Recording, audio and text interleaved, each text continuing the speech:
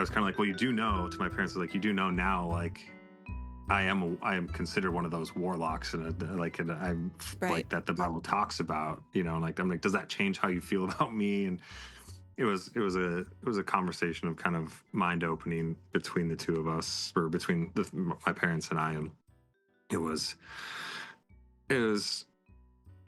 I think hard for them, but at the same time kind of like learning to accept. And because then shortly after that, then my mom came in and got her first tattoo for me. So Oh, that's awesome.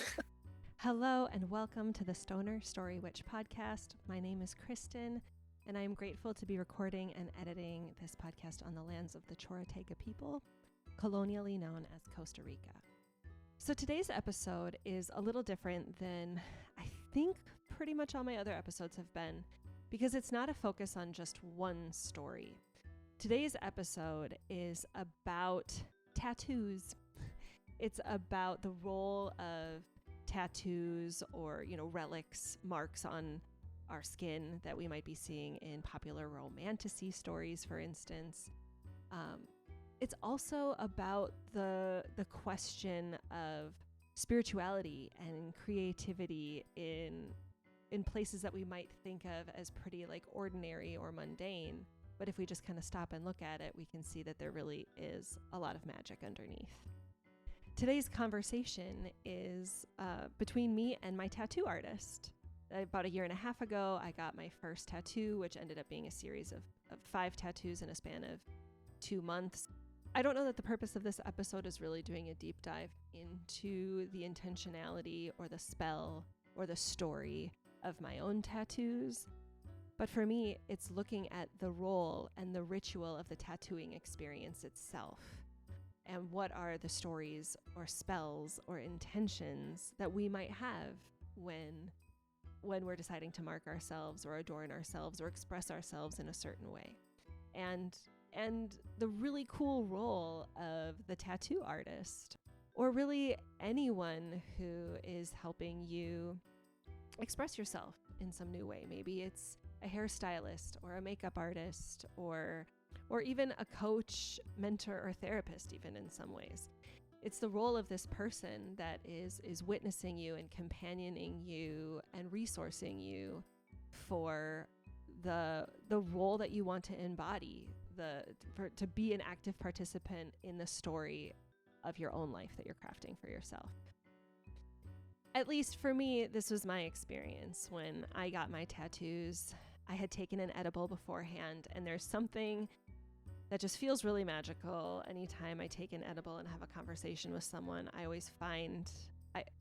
often find that it feels like a deeply meaningful conversation that I think about for months, and in this case, years. It's been over a year and a half. Okay, so I have been feeling a lot of trepidation and confusion over this particular episode. And I think one reason for it is that it literally is just a conversation that I'm having with a person. I didn't create some sort of outline that we were sticking to. And also, I literally don't really know him aside from that he is my tattoo artist. I've only even seen him 3 times before in my life, 4 now if you include the Zoom chat that we recorded for this episode. And I'm not gonna lie, there is a part of me that worries that I've not properly vetted him. That cancel culture has taught me that I can be guilty by association if I'm not careful about who I associate with. It's like that really familiar way that purity culture likes to infiltrate activist spaces. But I just need to take a step back and think on what is the purpose of my podcast and what is the point of this episode? So when I remember that this podcast is my liberatory practice for me, that this podcast is about attachment with ourselves, with others, with the more than human realm, and it's about stories, it makes sense that this episode belongs. All right, and I'm going to just review that when I talk about attachment, secure attachment is being safe, seen, secure, and soothed. And we can practice it by having a shared rhythm with someone, kind eyes, vocal prosody, safe touch, and ingestion behaviors. And a secure attachment is a state that we find ourselves in.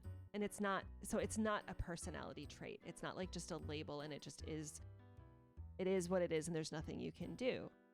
So what we mean when we say that it's a state, it's to say that, like, for me personally, when I am stressed, when I am under-resourced, I may cope with more anxious patterns if, like, the anxious attachment is a larger piece of my secure attachment pie.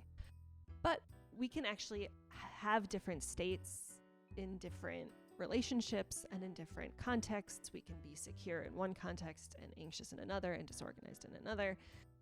And we can actually practice secure attachment.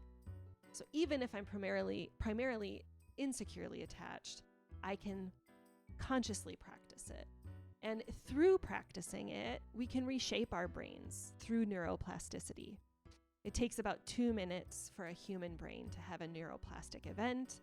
And of course, the hope is that that event is a positive one of joy or awe or connection. And I'm just going to obviously say that if you are interested to learn more, I highly recommend Carmen Spaniola's course in the Numinous Network on secure attachment and contact nutrition. I am giving very brief overviews of material that I have learned from her. Okay, so what I will say is that in my quest to practice secure attachment, to rewire my brain, I have found that it is way easier to practice secure attachment with strangers than it is with my friends or my loved ones. And it's because of those old shapes or that old wiring. And so one of the perks of my daily sourdough practice is the opportunity to actually exchange kind eyes and emotional resonance with my larger community every day. I bake them bread. It's this, like, shared rhythm. It's this ingestion behavior. It's, oh my gosh, it's so good to see you. I hope you enjoy. But a sad reality of gaining secure attachment, at least for me personally, is that I have become almost allergic to small talk. I really get overwhelmed and overstimulated by stories where it seems like the sole purpose is just to relive in the teller and spread to the listeners feelings of stress or overwhelm. I don't care to feel your stress of being stuck in traffic or overwhelmed by your kids' sports schedules or waiting in a long line if those stories are, like, too small, if that talk is too small to actually nourish me. And I actually wonder if they nourish anyone. The people I know who often tell these small stories or are stuck in this small talk seem to be the ones that are so hungry for the attention to just be able to tell them in the first place. But what I want to know is, like, if your stress at the traffic is really your wild intuition rejecting the lifestyle of modern civilization, or we could say capitalism, that has taught us to want. Right? I want to rage against patriarchy that has conditioned us to the lie that kids' activities are a mother's burden to research, plan, coordinate, schedule, and execute. And I want us to sympathize with that overworked employee that's trying to appease that long line of cranky customers whose wild intuition is probably just like ours, fed up with the limited imagination of modernity. Like, fuck small talk. Like, I really cannot stand to be in conversations that are just around what and never why, or at least a so what or a now what. If you start telling me a story, I am going to want to make that story into a window and or a mirror. I want to see you in that story. Maybe that story is a window into your experience. Maybe I will see myself in that story and it's some kind of mirror. And maybe there is some barrier that story is that I just want to name and smash with a sledgehammer so that we can get a breath of fresh air. To me, engaging with stories like this is a huge practice of secure attachment. It's me reaching for a sense of security where I want to see you and I want to be seen by you. I want to cultivate a place where all parts of us are welcome.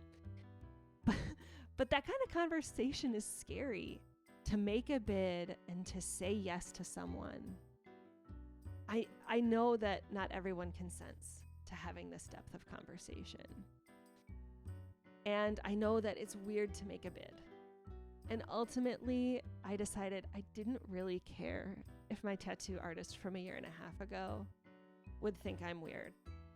And so I sent them the following message a couple weeks ago. Hey, Dusty, you tattooed me a while ago, and I feel like there is a conversation that I want to have with you. I'm not exactly sure what it will look like, but perhaps I want to record it for my podcast if you'd be open to that. I think it will mostly be a review of what we were talking about while you were tattooing me. So topics along the lines of the movie Onward, our Christian upbringings, and shared mystical experiences, and a yearning for ritual work. I don't know if I have any messages for you, or if you have any for me, or if the purpose of this is more mysterious than I can fathom right now. Anyway, if you are even remotely interested, let me know. I hope you are able to practice a defiant liberation, that is, ease, compassion, and joy, amidst the absurdity and turbulent times of the collapse of empire. Or, as is more quote-unquote appropriate, I hope you are well. Take good care, Kristen. Now, I've been called weird a lot in my life. I hesitated for a while, even sending a message to Dusty, reaching out to have a conversation. And then I ultimately did send it, and then I found myself feeling reluctant to read it on for the podcast. But, it's not weird because it makes sense to me. It makes sense that I don't like small talk, and I want to have conversations that feel important. And that's what this conversation feels like for me. Anyway, he got the message and responded that he was interested. So we scheduled a time to chat about the outline, and with the idea that it makes sense. He wanted to kind of get a sense of maybe more of what we wanted to talk about, and that maybe we would press record. But when the time came, he had a longer day than he had anticipated. We started later than we expected. We basically just pressed record after quick pleasantries, a check-in, and just verifying that he was okay for me to press record, and that he reserved the right to say, cut that part out, or to sleep on it if there was any parts that he ended up not wanting to be published. Because, of course, consent is very much a value of mine. So it isn't lost on me how incredibly brave it is for someone to agree to be recorded by a former client for their podcast with no real itinerary aside from just what I read to you. And I want to say all this to provide the context, again, that this is a conversation between two almost strangers who are probably a bit anxious, definitely tired, and possibly even sleepy, yet are also bravely stepping into a space to discuss tattoos, their evangelical Christian upbringings, the connections of the creative and the spiritual, and the modern-day magical manticores that we find in moments of the mundane. Holding each other in a practice of secure attachment. It is a conversation where I had a few bullets of things that I wanted to say, but as I said, we had no shared outline or really pre-written questions. But the conversation we cover is how tattoos are spells, stories, and symbols of secure attachment on our skin. We talk about how our experiences with tattoos have resourced us to leave the cult of evangelical Christianity and leave the door open for the new menace. So you're going to hear Dusty's story soon, but I want to say that if I put the Stoner Story Witch lens onto it and just share my experience of his story, it is that of a liberatory shame resilience. It is so familiar to the stories of Severance and the radical romanticy of the Empyrean and A Court of Thorns and Roses, where there is ultimately this big lie moment and a decision to walk away from it, and to, in some cases, even become the thing that you were raised or conditioned to be fearful of or judgmental of. Dusty was in a high demand group that shamed him for wanting to be tattooed, but he did it anyway. He eventually left that high demand group, found new community and new practices, and ultimately became a tattoo artist, one who stands at that threshold of others wishing to be tattooed themselves. All right, so without any further ado, this is my conversation with Dusty.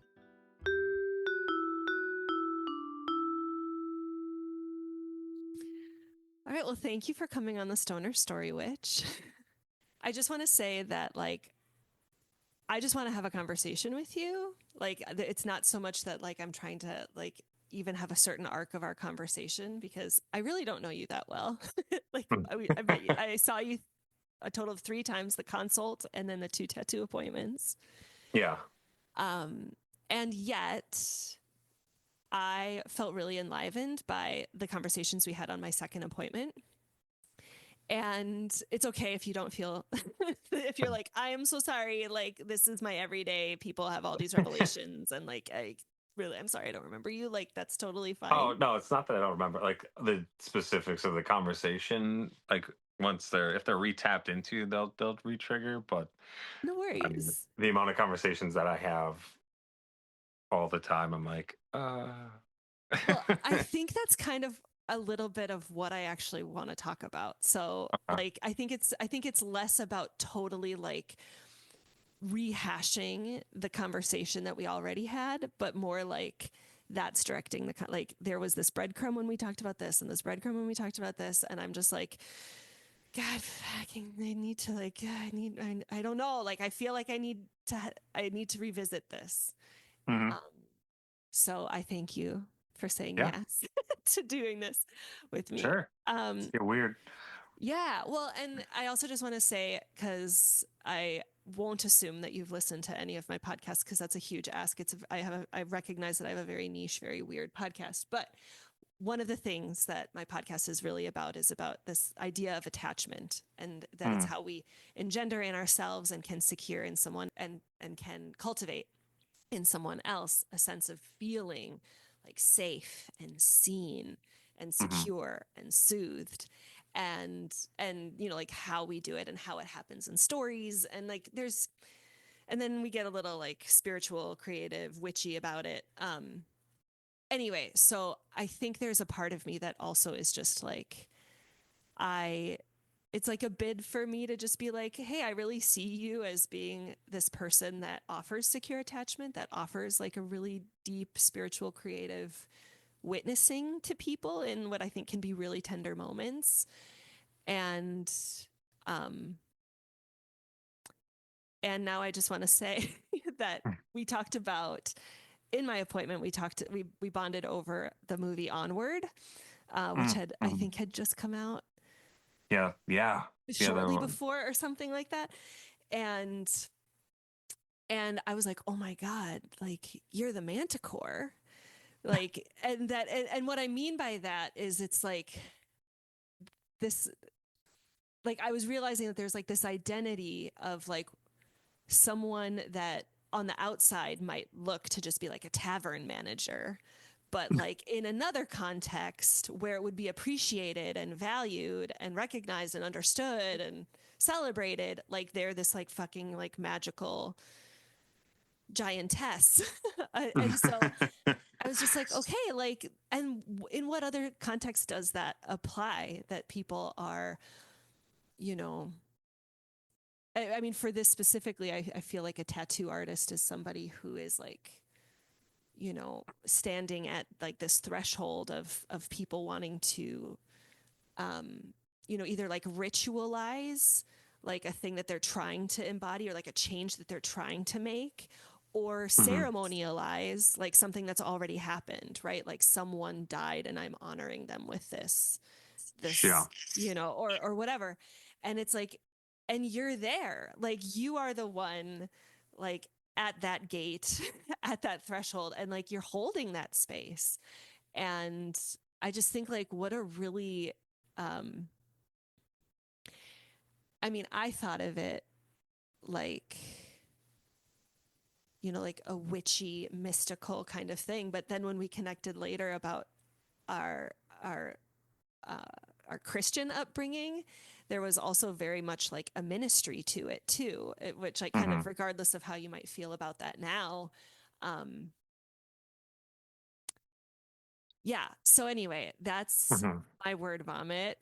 Yeah, no, I mean, well, it was making me think too, like you're saying, like, oh, like the mystical side. I think a lot of times with, I've said it in the past and joked around with clients, like, oh, like I'm kind of, even my family, I'm like, I'm kind of this like wizard and or like warlock kind of thing, Yeah. and like that part of it was too like the Christian upbringing aspect, the like the marking of bodies and things like that. But a lot of it was like you're saying, like the kind of almost like hand holding or guiding through aspects of people's journeys, like and marking those journeys at specific points, whether it's coming of age, loss, friendship,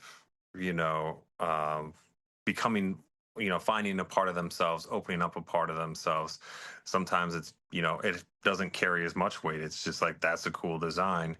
I'm getting to hang out with this person. I've met them, I followed this artist. I got tattooed by them. I admire them. Just a cool interaction that is just sprouted from like a shared interaction with that artist specifically. But yeah, a lot of times, like so many people come in and it's they have that like need for meaning Mm-hmm. with tattoos, and like I don't think that it is always a necessity, but at the same time, every time I look at almost every one of my pieces, there is some sort of marker in there. Like at this point in time, I'm getting this work done from this artist who's a good friend of mine, and it's a marker of like, oh, we were hanging out. We took a trip together. He Mm-hmm. lives out in Colorado or something, and we did like hiking, and then we went in some hot springs, and then we came back and we tattooed for 2 days, and then I went home. But it's like that marks that. Same Mm-hmm. thing with other people coming in and traveling. So it can be, it's it has like a sense of like mysticism or something like that. I've got some, it's just like, oh, I went somewhere and I was bored, I want to go get a tattoo, and now it's like, now I have a marker for that trip, Mm-hmm. you know and then Right. then that kind of becomes a thing. So but then yeah, you can get into the deeper meanings of you know loss or change or things like that, and people trying to find the specific right thing for that aspect. Mm-hmm. So Yeah, and like it just feels like it's this, like there's that spiritual companioning that you do by just being there, being like a nervous system that is there as they are, mhm. experiencing a little bit of pain and also like, whatever significance they might have. And yeah, and thank you for naming that there are some people that are like it's just a really cool design. Maybe like Mhm.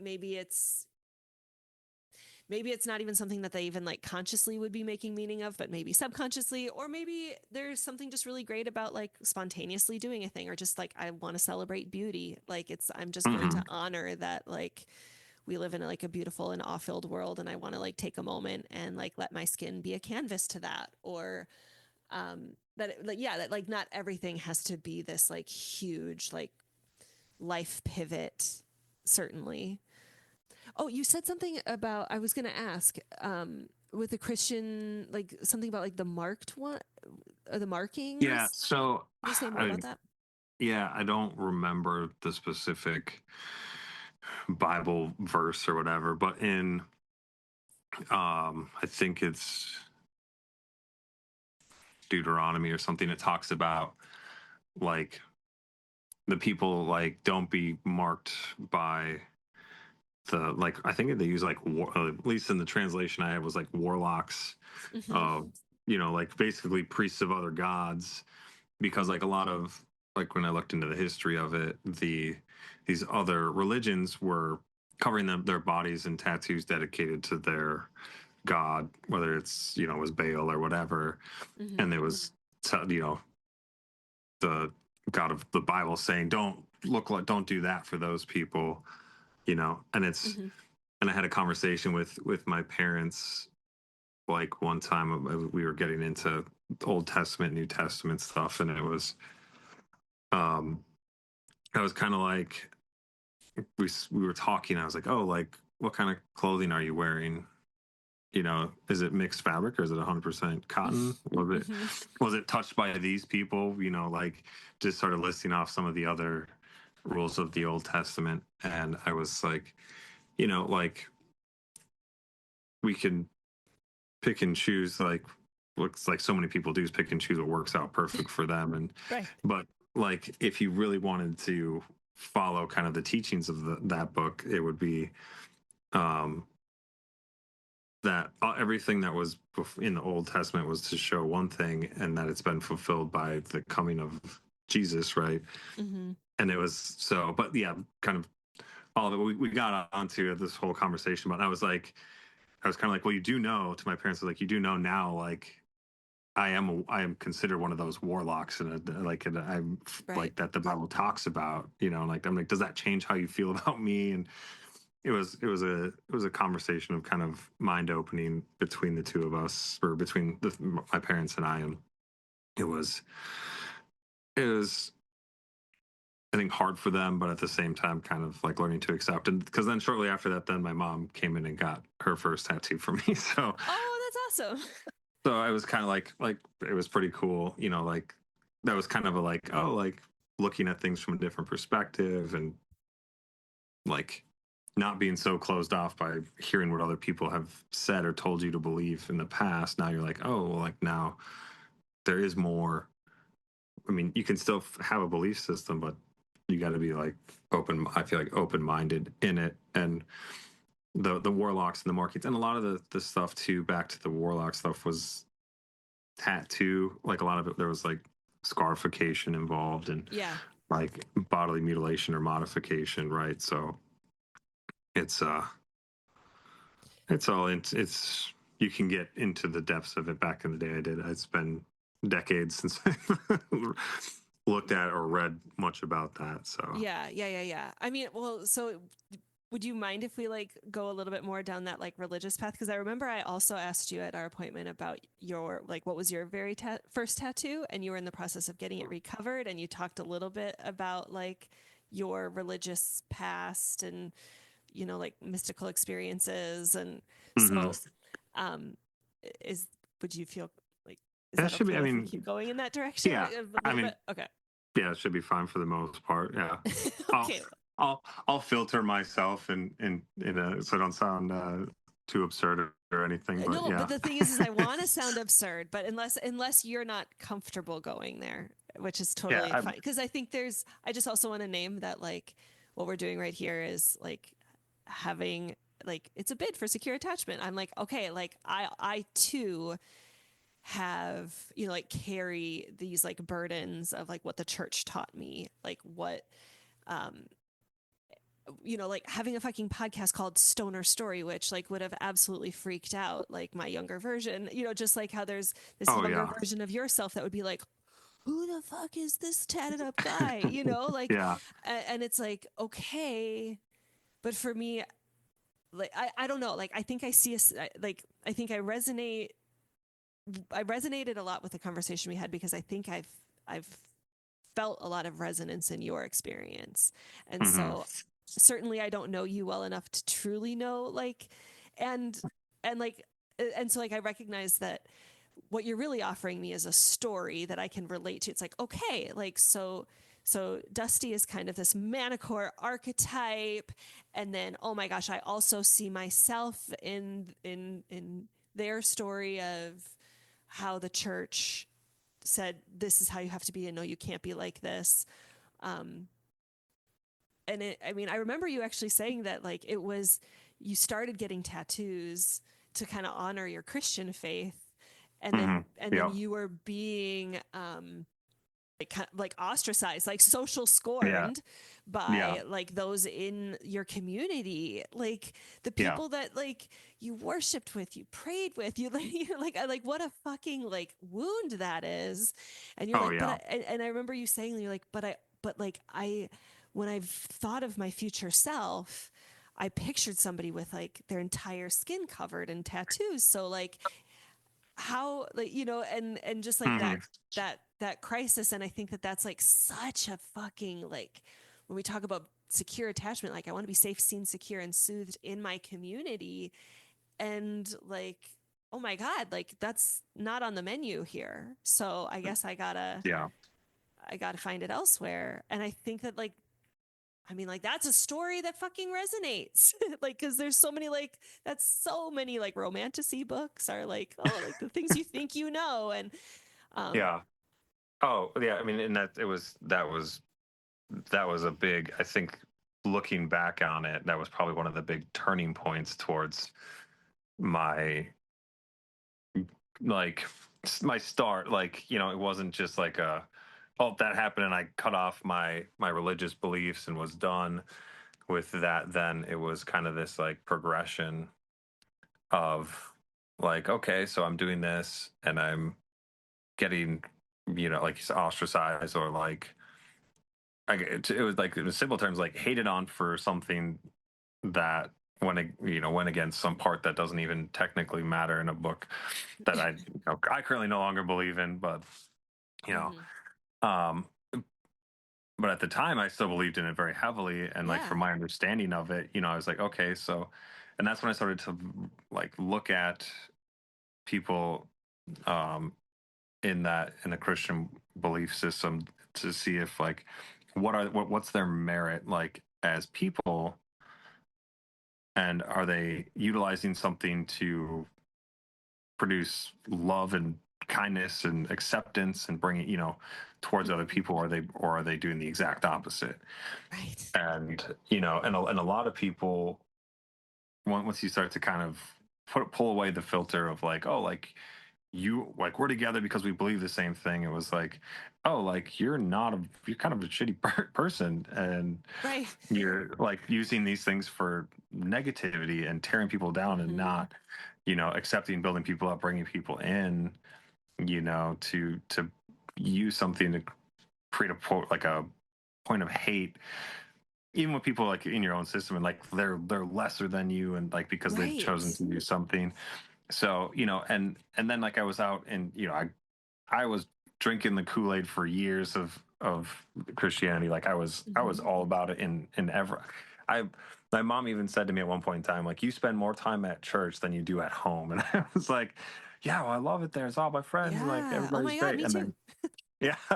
And then all of a sudden it's like, oh, this happens. I'm kind of like, you just like, it was just kind of like, wait, what? And you start to like look around, and it's almost like this facade you've created Mhm. from being in this bubble just cracks a little bit, and there's something else. Then you start to get it, and you start to peek through and hanging out with other people, and realizing there's more to that. And that, just because someone doesn't believe what you believe, they can be amazing, great people. Not that like, oh, you don't Mhm. believe in God, like we have to save you and bring you to Jesus. And Right. And like yeah. a belief system is not like is not a moral compass, right? Like you can actually have the same moral compass as somebody with a Hmm. completely different belief system, and the same belief system with somebody, like, I mean, like any like Christian has the same belief system as like a Christian nationalist, even though those, like, like when I guess when I think of like I'm struggling with wanting to reclaim Christianity from like a rewilded perspective. I don't know if you've ever heard of Sophie Strand, but she wrote a book called Rewilding The Flowering Wand, Rewilding the Sacred Masculine. And Okay. she talks a lot, and she even has a novel the um about like the marriage, like the romantic relationship between the historical Jesus Yeshua and Mary Magdalene, that like Hmm. historians like agree that that they were both like healers together. I mean, there's just like, I'm like, there's like this, there is so much about like, not only just like the archetype of, you know, I guess like a martyr, like I will Hmm. sacrifice myself for like this, like this, what I believe in, that I think, Jesus is like a martyr archetype. Um, but there's also this like just thinking of like who was he actually as a person, and like what was the ecology of Palestine at the time, what was like what that he was like probably a mystic, right? He was a teacher. Like, and Yeah. I'm just like, man, there's something really like I kind of I kind of want to work with that archetype again. Like, and I don't know what it looks like to, and I think like this is where like the witchiness, or you use the word warlock, where it's like, okay, there is a way to practice spirituality that is 100% the moral compass that like caused me to deflect from the church, that I was just like, this doesn't smell right. Hmm. Um, and also it's really hard because like that belief system is like so like calcified or something, like It's ingrained it's for fucking sure. ingrained. And so it's like, okay, like I'm also dealing with purity, just all this other like gunk, like patriarchal purity, even like capitalist stuff that was like pervasive in the church in my experience. And then being like, okay, how can I proceed? How can I actually like, even I think for me, I'm speaking for myself here, like how can I forgive myself of like my complacency or my ignorance for like not being able to see the full picture. But then also be like, but there was like a level of that spirituality that was on point. Like the elation and awe that I felt in nature, believing that I was seen and in the presence of God. Hmm. And, like that wasn't a lie. Like that was true, but just there was all this other stuff that that like I can say no to, and I can say yes to the parts that I want to say yes to, and just like Hmm. kind of being like, oh, but there are like elements of this that I do really like. And Hmm. um No, I mean, I was thinking, you're talking about um the kind of list, like the purity of experiencing like spiritual things, and it made me just kind of think of how like the church created like scenarios for that, so you'd have those like interactions, those feelings. Like my brother used to do sound for churches, and we had a big discussion about like the sound, the lights, the like um I like going back, like, because he worked there for when I didn't believe, I would just go to this church to support him, mm, in what he was doing. And like I listened to these speakers, and like it was so interesting going back after 10-15 years of being out of that environment and not having any association with it, and going back and seeing how things work. And it's just like, man, like the way that music was played to just pull on your emotions. mm-hmm. And like I when I was still mad about it, like, oh, they're just manipulating people. And Right. in a sense, music is a form of emotional manipulation. Like when we feel kind of like if we're in our heads, we don't fully feel like a sad thing, but we put on a sad song, then all of a sudden we're sad and we're thinking about sad things. And when we put on angry music, we like get that energy boost, that like there's like Yeah. more aggression in there. And it's so like music is manipulation in a sense. um but Like like I you can was cultivate, you can like create an intention with like how you're going to listen to music, like what's the vibe you're going for, what's correct. the Yeah. ambiance you're trying to set. Yeah. Oh yeah, like listening to more like lo-fi music without any lyrics, and like more like chill stuff. Like when I'm creating, it's just like boom, all of a sudden like you're going, you know Mm. and you're just like in that zone and you're not even thinking about it. Whereas sometimes you put on a certain type of music and it's just doing the opposite. It's distracting. You're just pulled into it, and you're like, oh, I Uh-huh. have high energy. I want to go do something else, Right. But back to the church thing, it was like listening to these people being outside of that, not involved and probably extra guarded in that situation. I was just kind of like, man, like it blew my mind to watch that. But when I would go out into nature and just sit at a waterfall for extended periods of time, and you hear this water coming down, and that's all you can really hear, but you can hear it in like this I don't know, nature dimension. And you Mm-hmm. just sit, you close your eyes, and you just like you can have that same spiritual experience, and you can get like, you start to do the same thing as like that music would do, but it's just you start to get internal with your thoughts and experience, and it's like a way to express, release, engage, absorb, kind of that thing. And I think that's like, we're talking about the purity of that, like there, like when you were pure as like a when you're younger and your mind is focused on that, and you're having this interaction with this spiritual interaction in a church, can be very similar to that of like pure interaction in nature. Yeah. And like talking about the witchiness and the wizard stuff, and I always think of like trying to get back to my like more like the wizardy witchy side of like Nordic culture, because Mm. it's just like a lot of it is like the outdoors, and using natural things, and I don't know, I just picture big fires and having just good time. And I was looking into like Yule for like the holidays, Uh-huh. Yes.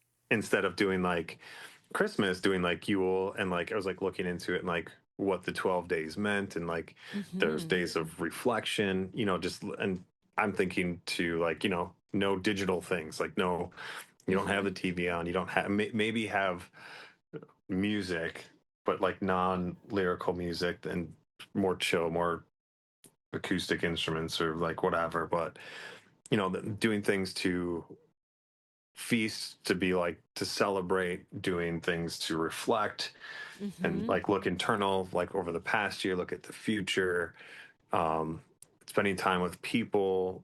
And like, yes, Mm-hmm. like they still do gifts and they still do the tree, but there's like the deeper meanings, because Because that's they where I co-opted all that shit from Yule, thought. you know? Yeah, Like yeah. so it's Yes, like 100%. yeah, on Children's Day, you give a kid a present, but like you're also like, honoring the dead on the whatever 10th day, because that's like marking Samhain or whatever, Hmm. like cuz it's like Yuletide is like the year in miniature, right? And so like Hmm. every anyway, I just think that yeah, that's that's awesome. Um I have a practice of like trying to the word that like comes to me is like kind of like rewilding some of that spirituality of Hmm. just like okay, so like the belief system that I was taught was this, but that was co-opted and weaponized in these ways. But there's like there is like a further back place you can go, and then also need to be mindful, because fascism really likes to do that too, of just like, let's go back to like the good old days. And so it's like, okay, we Oh, still like we yeah. still need to keep our moral compass intact. When you were talking about like that, the awe, because one of the ways that we can actually build secure attachment with someone is shared awe experiences. It's like the people that you go to a concert with, like even if like Mm. it's somebody, like people are like, I met them at a concert and now we're like best friends, and it's like, fucking right Yeah. you are, because you guys like went to like this concert, you both love this artist, you're like in this shared rhythm, maybe you're buying each other drinks, or like you're just like in a Yeah. maybe an altered state of consciousness, you never know. And What? and so like of course you're going to like bond with them and connect with them, and like that concerts are very like church like in that way, and it's like or and yeah, and like a really like heartfelt like musical offering in a church service can get you in what you were kind of describing was like a trance like state, perhaps, of Yes. like sitting out in a waterfall, and it's like it's that same awe that we would find in that we can find in nature, that when we like look up at the night sky, when like all of these Hmm. things, and the ways like music, certainly I think stories, like whether you're like watching somebody act it out in a show or a play, or even when you're like reading books or poetry, like Yeah. And I guess like for me too, like music has always been a massive like staple through everything. Like, like I was talking with one of my friends who also like is same thing as us, grew up in the church. Um, and we were talking about like Christmas, and like all the Christmas songs. And like mm-hmm. I still love them. I still sing every single one. I don't, I don't even care if it's about Jesus. Like I'm Yeah, like, they're I still love beautiful. that. And it's like Yeah. they're well written, and like you don't have to believe something to enjoy it, and a lot of times it brings that, you back to that time period, and or instances where it was everything was good, or it was a great time, like as a kid. I was thinking, I don't people think back, oh, like when you're a kid, like getting all the presents. I was like, no, like I think back of sitting at the piano playing Christmas songs. Mm, Well, my mom was cooking Christmas dinner. Some of my siblings are playing video games or hanging out or playing guitar, and like, like it mm, was me, like these times together, and we were playing cards, playing Risk with my grandpa, and having him just womp us all, you mm-hmm, know. Like, I think about those times, and it's like it was much more about that sense of community as a mm-hmm, family, because as you get older, everyone starts to separate and new families are created, and it changes. I don't think like mm-hmm, things are necessarily lost. They just change because it's the greatest thing ever. It's the only constant we have, right? mm-hmm. Change. Yep, the, yep. the Octavia thing we're Butler. most afraid of. But, and I was thinking about that, like with music, because it's like, okay, so I started doing that when I was young, and then I was in bands, Mm-hmm, and even like with my band career, like kind of when I was, I would say, losing my religion, so to speak, mm, and gaining spirituality, I went through like a massive transition from, being in a kind of Christian band all the way into, I mean, it was a Christian metal band, but then into a, we were called hate core, like was our genre. Like it was hate just, core. it was angry stuff. And it Okay, like, I just want to make sure I heard it right.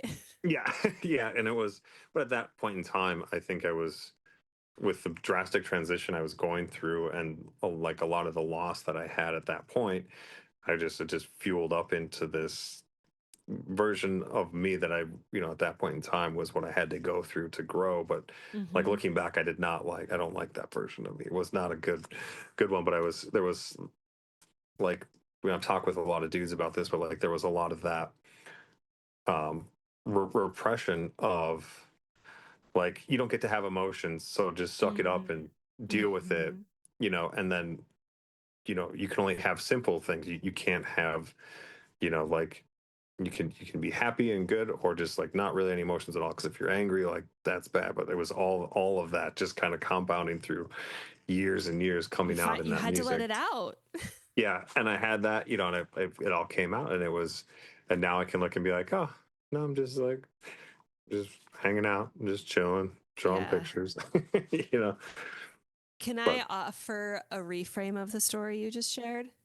yeah, Okay.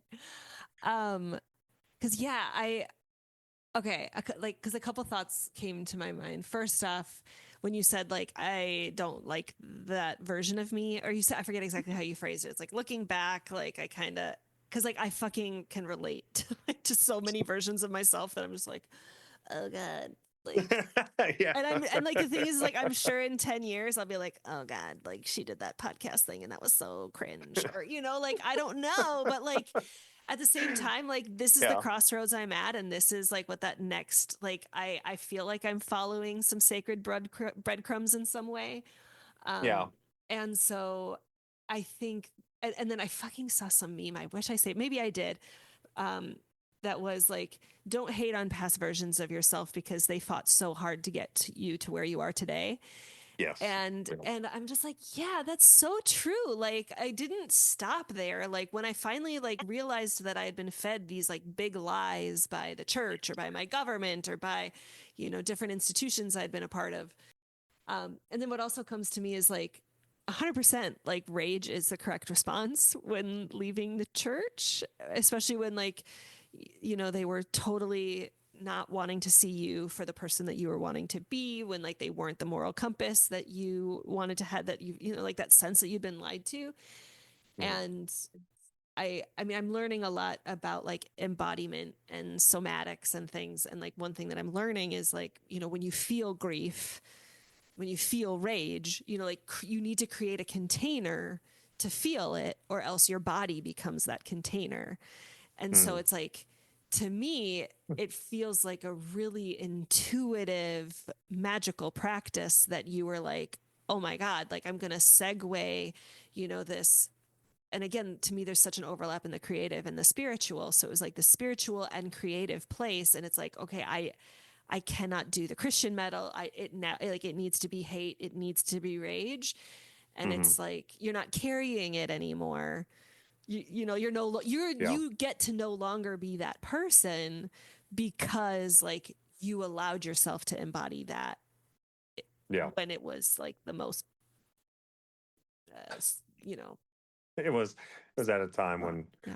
I mean, young too, like it was cool. It was cool to be that angry guy. Everybody was in love with the angry bands, and and it was just like, man, like what, like it was, but it was so much. It's so much work to be that angry all the time. Like you have to put in so much effort. Yeah. And then So eventually it's like, just like, I'm tapped out. I just want oh to sit by yeah, a waterfall now. yeah, and that's like I was thinking about it too. Like so, like with that band, like ended up breaking up, and then we got back together with a couple of the artists that were in it, and we wrote like another album, and it was still like heavy. The music was like aggressive and angry or whatever, but the lyrics were like completely different. It was all talking about um you know our anxieties, our depression, our struggles with that, like the roads that we've been on. And it was much more of a I mean, I should say more real, but it was looking at things as like why some of those previous emotions were so easily jumped on. Like, when you don't understand things, you're quick to just be like, wow, like, okay, Uh-huh. like I'm angry about this. But if you're like, oh man, like I really understand that I'm hurt because of these things happening, like I need to like figure that out and not just be like, oh, I'm angry. Well, right. Yeah. Like you're So angry, but like, what was the actual need that was unmet? And like, correct. yeah, like like under the anger is often like really deep hurt and Oh sadness. yeah. And it's like, Oh, okay, now that we've let out the anger, it's like, oh, now I need to like, I need a hug. now I need to listen to a sad song and have a good cry. Oh yeah. Well, no, then there's all the emo music after you just listen to. Yes. Yeah, exactly. I think I feel a little bit shy about this, but I also think it feels kind of meaningful. So I'm gonna just like bait the hook and we'll see what happens. Yeah. So I had taken an edible before both of my tattoo appointments, Oh, and nice. I remember feeling like certainly like that purity culture of like I love that you're like, oh nice, cool, oh my god, great, like Yeah. that's so great. I mean, if it works, it's great. I Like, mean, yeah, and I remember just being like, I shouldn't actually tell him because what if there's like some law that says like, and I was like, I could just see it. I could just see, you guys run a very professional place, like, like yeah, only food in the front and da da da da da, like all that. yeah. And so it's just like, oh, sorry, I wish you wouldn't have told me. Like now that you told me, I actually legally like I can't, and I'm like, don't worry, Oh, like yeah. let me break a law, please.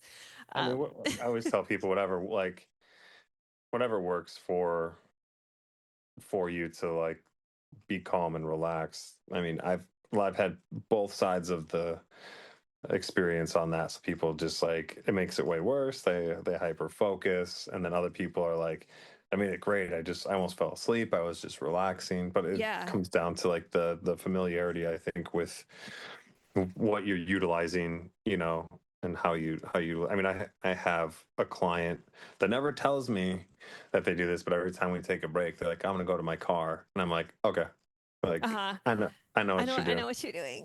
but it's Oh, fine. okay. Like you didn't say anything, so I mean, like because for all I know, if I didn't recognize the smell, I would just assume you maybe just keeping a cold pop out there, or you just Right. like the fresh air after every.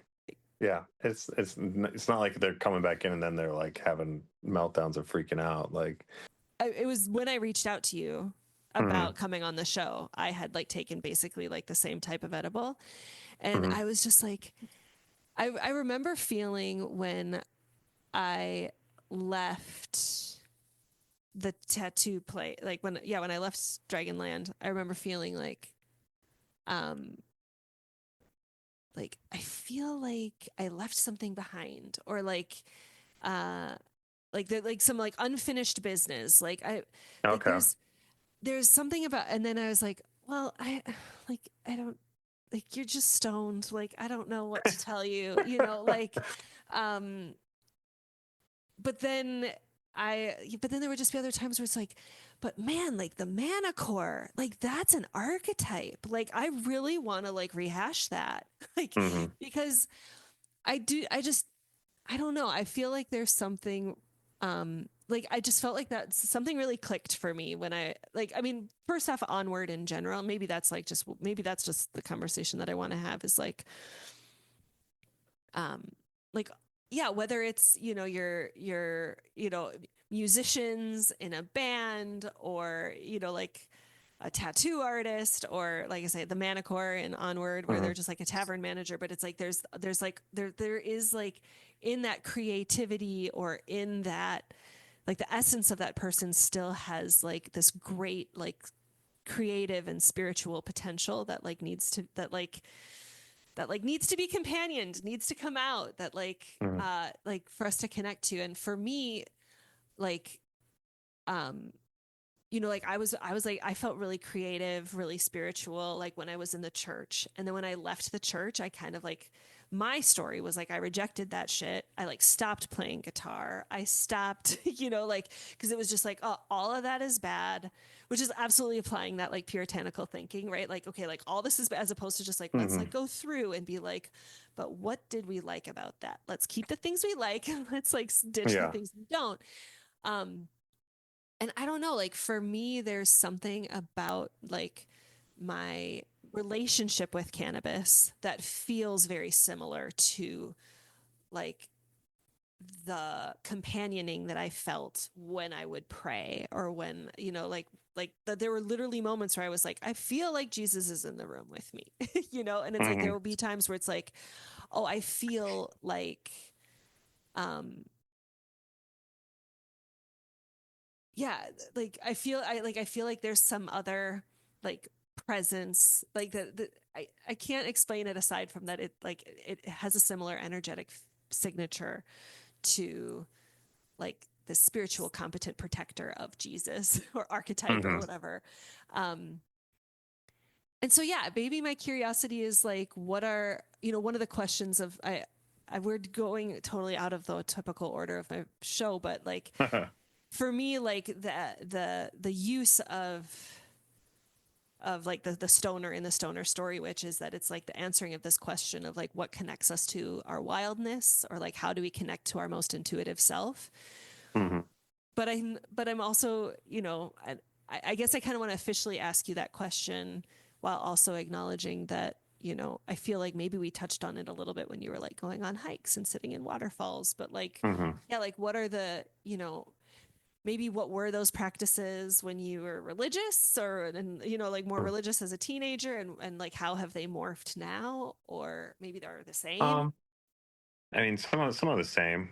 I mean, a lot of times it would be like long car rides, with music on. What would be, so I spent a lot of time in the car. We were kind of Mm, out a little ways from the cities, and then listening to music, driving by yourself late at night, having just like getting lost in your thoughts mm-hmm. when you're alone. When you're alone, and I used to travel a lot for work on the road, and just play music and just sit there and be like, oh yeah, um, here we go, deep into my brain, having like Mm-hmm. just internal conversations that what could end up in just being like extremely happy, or like having just bawling moments in the Mm, car, and like, and still, I still feel like that's the same thing. Like the introspective is the difference is like, I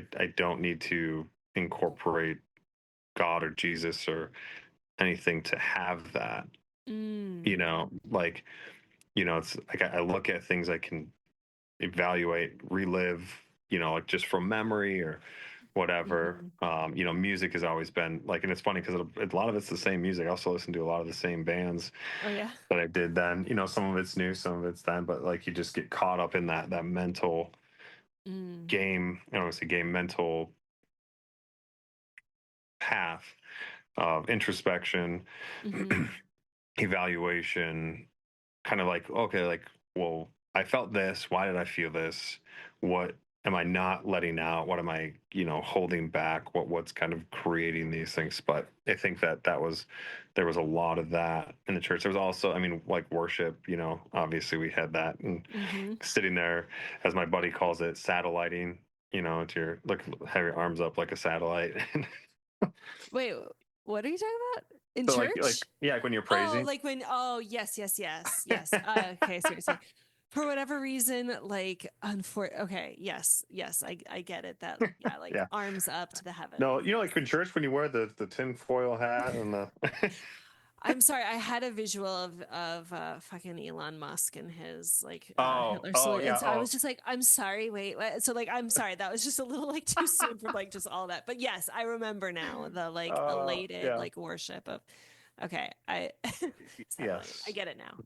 yeah. I think that those were the things. I mean, I was like you were a part of so many groups. There was the leadership teams, the worship groups, um the prayer groups. Like Yeah. that's why I had was there all the time doing all these different things. And through all that, I mean, there was and then like I mean, I went through like once I got out of like when I was dropped out of college, I was like I tried out a couple different churches. Mm. I was in a punk rock band for a while. That was like, um, we would just play at churches all the time. So we are experiencing all these different churches. Like Mm. people that's like do the speaking in tongues and Mm. like stuff that I was just like, what is this? And it's just like letting the spirit consume you. And you know, and it was like for some of that stuff too, like looking back, it was like, okay,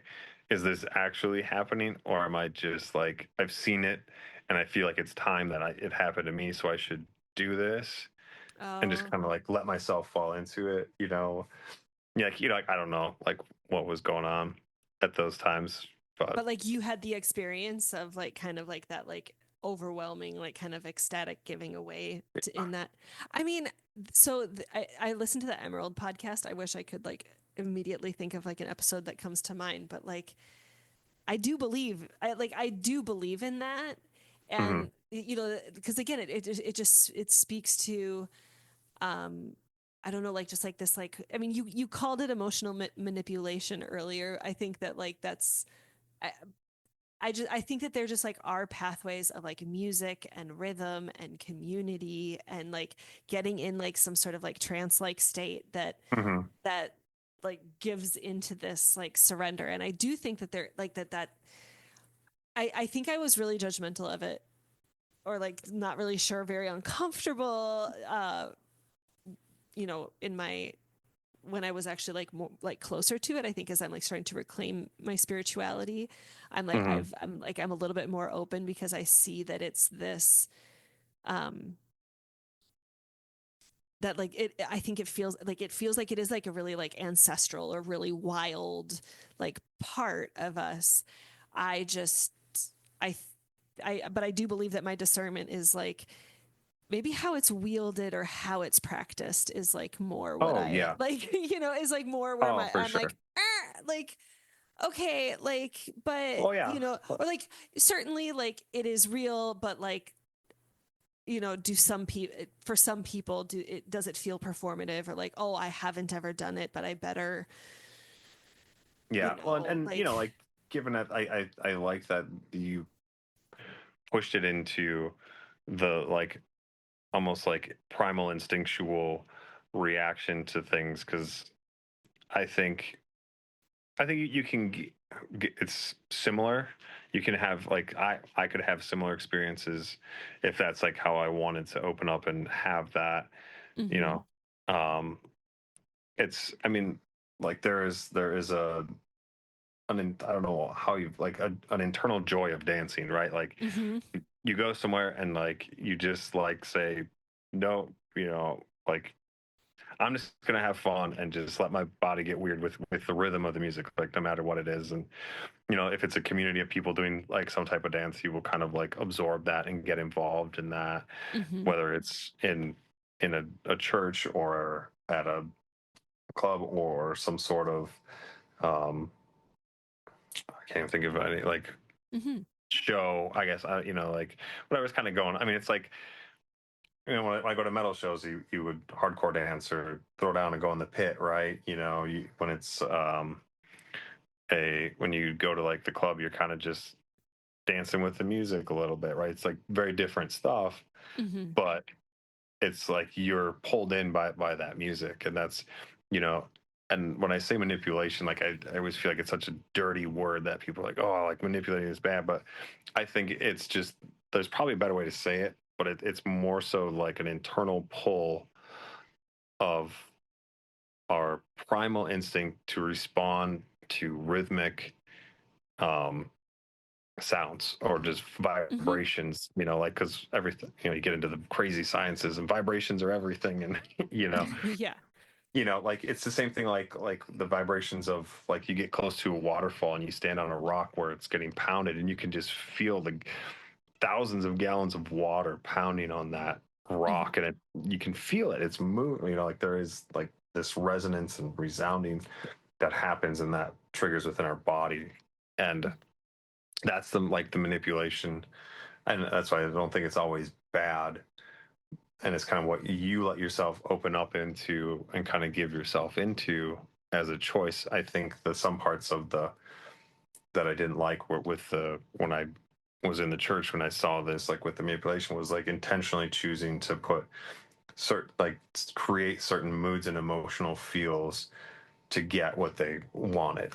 Sure, sure. A You know what I hundred mean? percent. I do want to say like I have definitely been like I definitely gone to some like youth retreats or things where they like 100% like make you stay up really, really late and then they like wake you up really early and then they like do the music thing. Like they're basically like I mean like kind of like some brainwashy techniques, quite frankly. Mm-hmm. Um and yeah, to try to like cultivate this experience, like we want to try to get everybody to a point where they cry and like Yes. like there's something really cathartic about crying, Mm-hmm. and like 100%. maybe we can actually like cultivate through like realness and not like what you're saying, which is 100% like weaponizing, like for like Yes. an intention of like making people cry, as opposed to I want to cultivate some safeness so that people can like feel invited to tap into a certain energy, but that they have consent as to like whether they want to or not, like Correct. Yes. uh, Yes. 100%. so it's like,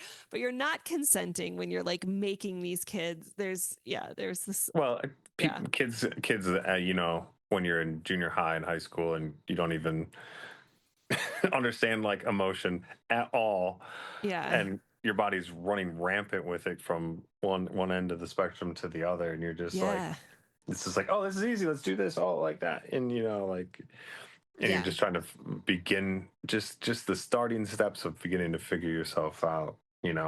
yeah, So that's totally, I'm like, oh man, and we don't fully develop till we're in our 20s, yeah, like yeah, suppose like our brains or whatever. So then and even still, it's like from there, then it's like that's why I was like 30s are great because it's like now that you're developed and you've had some experience, now you got to like actually figure your shit out.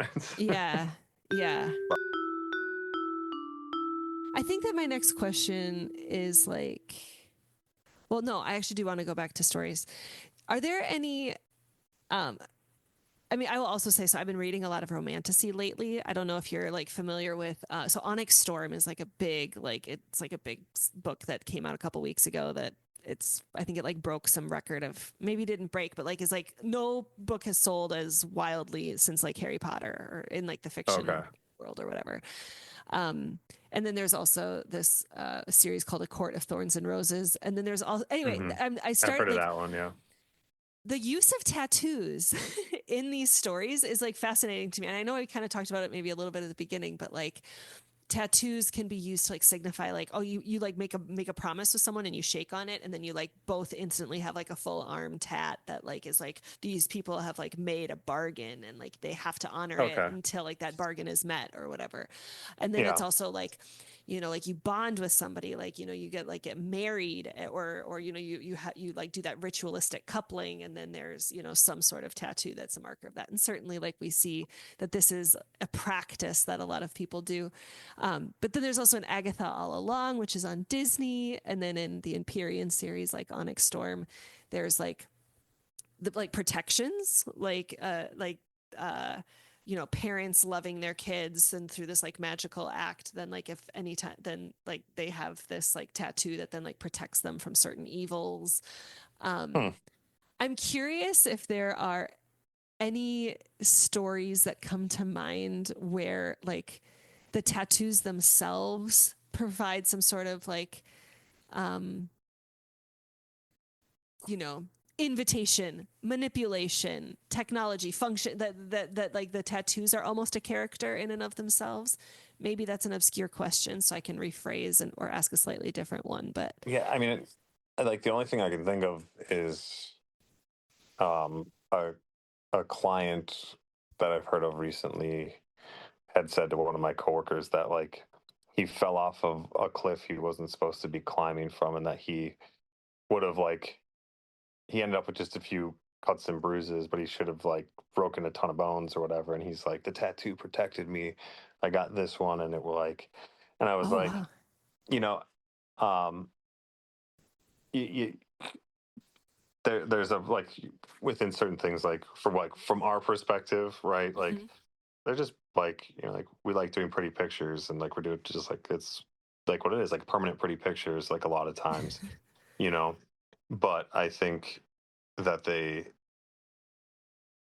other people can carry much more weight, and I think that he probably like believes that to an extent. And like Yeah, I don't know like what the symbol was or whatever, like the specifics of his tattoo, but it could be a symbol that stands for protection from some sort of thing. And sure. I'm like, but that's, I mean, I don't know if that kind of fits what you're Oh no, thinking of. no, I love that. Like that's like a real story. I wasn't sure if I think there's another question that I often ask, which is just like, what are the stories or archetypes that like have companioned you in your, I would say like liberation journey or whatever. So like whether that is, like the New Testament, like I love me a good, and like it's like the New Testament or it's the Matrix, but it's the same because it's like like it's we're just gonna like refresh, like rinse and repeat the same archetype, but just in like a slightly Okay. different like world or whatever.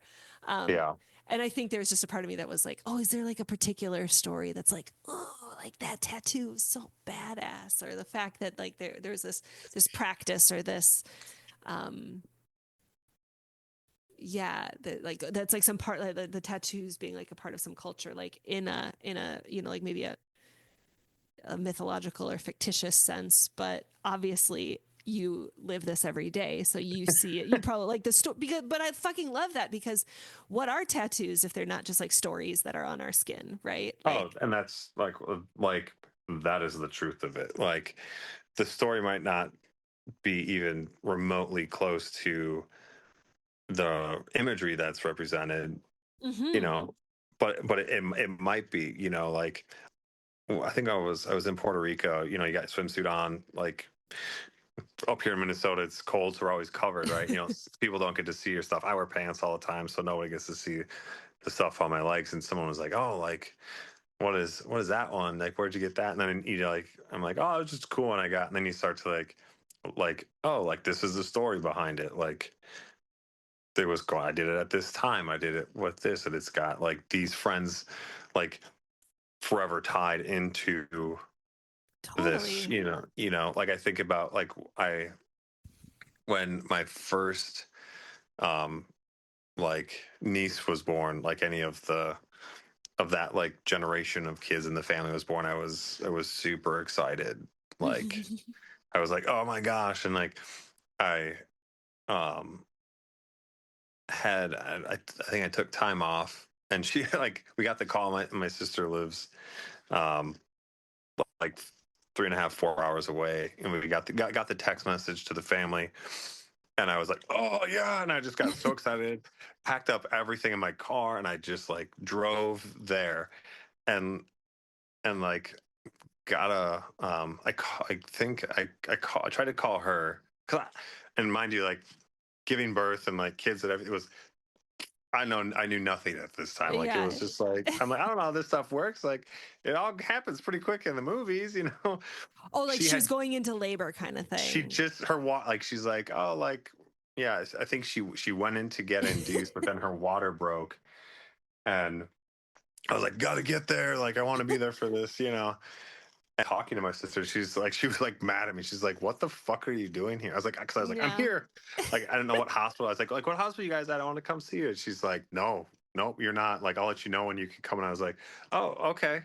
So like I got a hotel and hung out, and like I was there for like a whole weekend, and I didn't even get to see the baby till like I got there Friday night and didn't get to see baby till um like Sunday evening, and then had to drive back, you know. And but like on Saturday I had like this whole day to kill. So I was like, okay. And I went to get I was like, I got time to kill. I'm gonna go get a tattoo. Like picked As one does. yeah, picked a shop. I was like, oh, we'll kill some time. Like, these guys look pretty good. Go in and I meet this guy at the front, and um it was like 3 or 4 in the afternoon, and he's like, oh, I'm booked up all day. And I was like, he's like, look through the books, see whatever. Like, cool. I'm looking for the books, and I'm like, oh, is like this guy here today?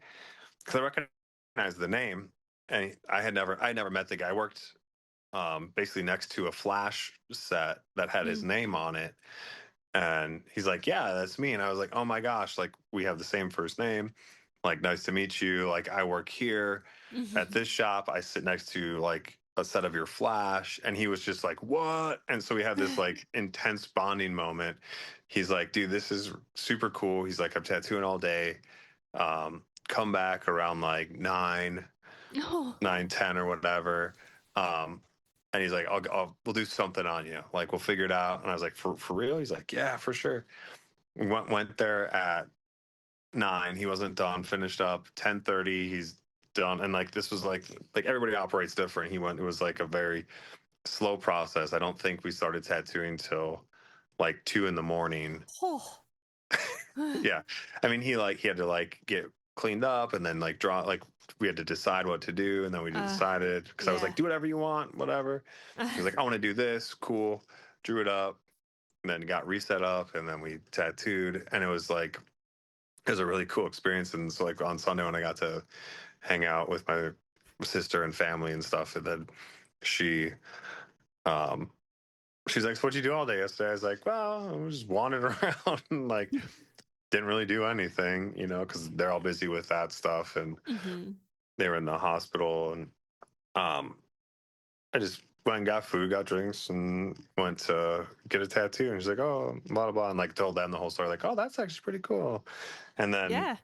I'm pretty sure like my brother-in-law, I don't know if he like knew him, but he knew him through acquaintances or had seen him out and about and whatnot. But it was just like random shit like that. Yeah. That's like, and it was just like, you know, people like ask that story and like, oh, like that's how I met this tattooer who does this work over Mm-hmm. here. And you know, it Well, and it was was like a little like you were standing at this threshold of like being an uncle, like being an yeah, elder in your family, you know? Like I getting just old. I just like man, there are these levels because it's like okay, it was like this cool professional like connection, and it's like a little bit of like you and your like eagerness to like be there for your sister, and it's also Mhm. yeah, like just the excitedness. So yeah, I love that.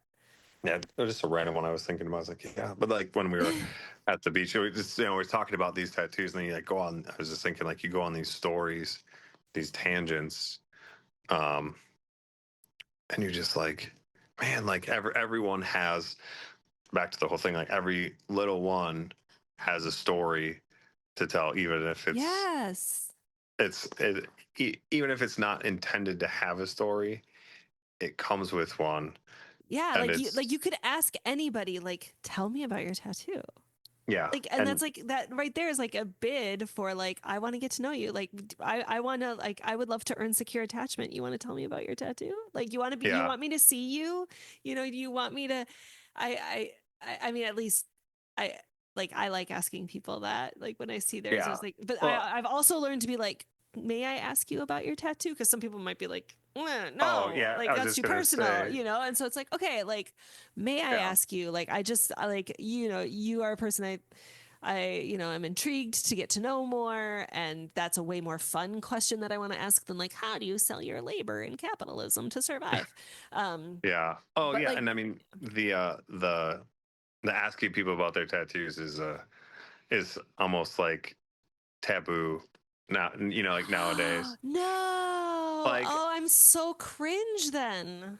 no, I don't think it's bad. I think that like the curiosity of it is, but then there's like the idea of in like the memes in the dating world and the social media, and it's like, oh, like people using like the asking about people's tattoos of who they're attracted to get an in, like like women getting asked like, oh, like what does this tattoo mean, Oh. like that, and things about, I think. Oh, they're like it's overdone Yeah, maybe and it's, for like in a very self. yeah, and like the Yeah. more I think it can be one that can be asked, and maybe I'm wrong, but like you're when you kind of have like a basis of a relationship, like. I think that that would make sense. Like I think for that being like a first question or like a first date or something like that, just be like, like I'm not really, I don't know that I want to tell you that. Oh yeah.